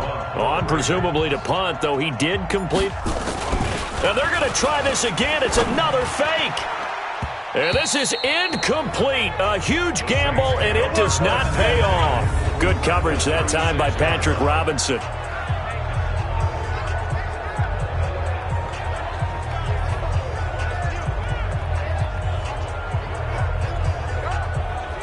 Back out onto the field now comes the New Orleans offense. And on the last go-around, they really couldn't get anything going.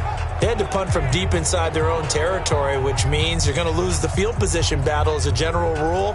What they're looking for now is a little more consistency, move the ball at least a few times on offense, get a couple of first downs, and hopefully flip the field. Yeah, just something to build off of. That's what they're looking for here. So from the 36 now, 1st and 10. To throw is Breeze. And brought in by the tight end Cook. And he's going to get a solid gain of 9 before being brought down. 2nd and right at a yard. That last catch short of the marker by just a yard leaves him with a very manageable 2nd and 1. Here's Kamara out of the pistol. And he'll go down here right around the 23-yard line.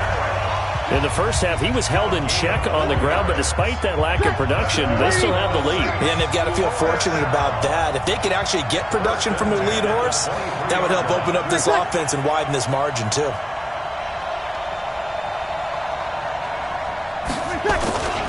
Staying on the ground on 1st with Kamara. And a short gain here down to the 22. Just a yard on the 1st down carry, so it's 2nd and 9.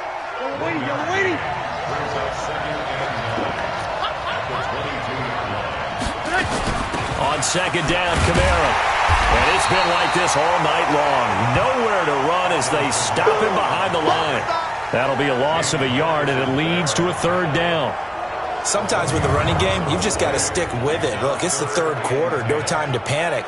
But that also doesn't mean you just do it the same way you've been doing it the entire ball game. Maybe change up some blocking assignments or run a few different plays, but stay with the overall essence of the running game. Ready, 5-8, 5-8, 57. Now Breeze. And that will be incomplete.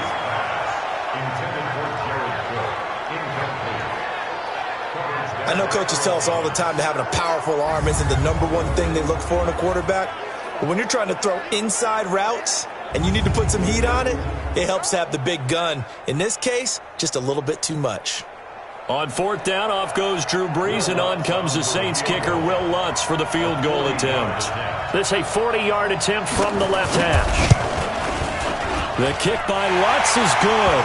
And that one ups the lead to a touchdown at 15-8. So he splits the uprights, and has to be a nice feeling. Right when it left his foot, knew it was good. Yeah, just like a good three-point shooter in basketball, right? Release the ball, fall back on defense without even looking. You know it's going in the hoop.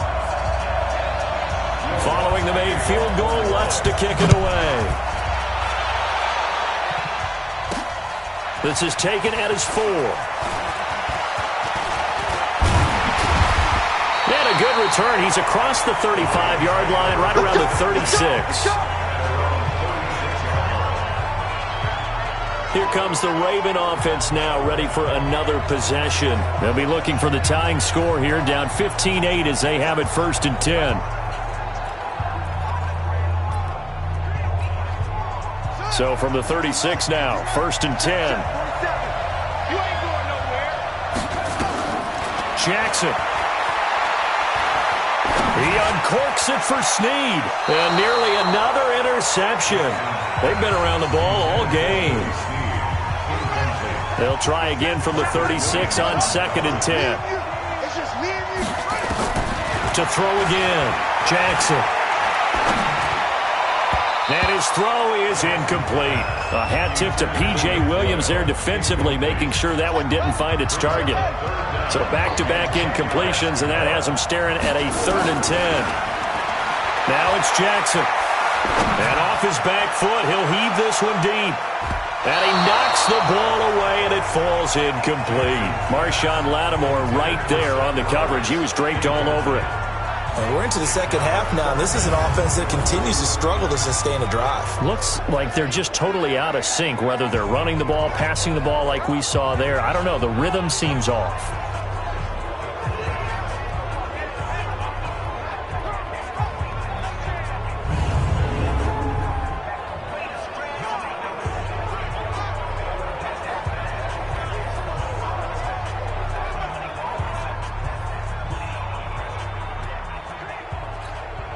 Here's Sam Cook now in punt formation, but as we've seen, that's no guarantee. And look at this, another fake. And this doesn't end well at all as they stop him far behind the line to gain. A little trickeration there, but it doesn't fool them. And the Saints are going to get it back and in great shape. Out onto the field comes New Orleans. And they split the uprights last time for 3. They've got the lead. They're not going to play this conservative. They're not hoping for another field goal. They're hoping for a touchdown. I'm with you on that one. I like where your head is. I like the way you're thinking because you're exactly right. Trying to sit on a lead and play that way, that doesn't work too well for most teams. Run your offense. Run what you do best. Exactly. Put it all the way down and try to increase your lead in a big way. The best way to do it, touchdowns. And he'll go down at the 28. He'll get a nice chunk there on the first down run, and it's 2nd and 4. Breeze on the draw, gives to Kamara. And he'll get about 4 as he's brought down at the 24.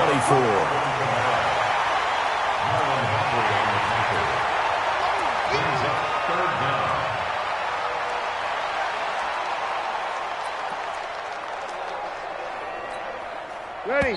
95-56, 95-56.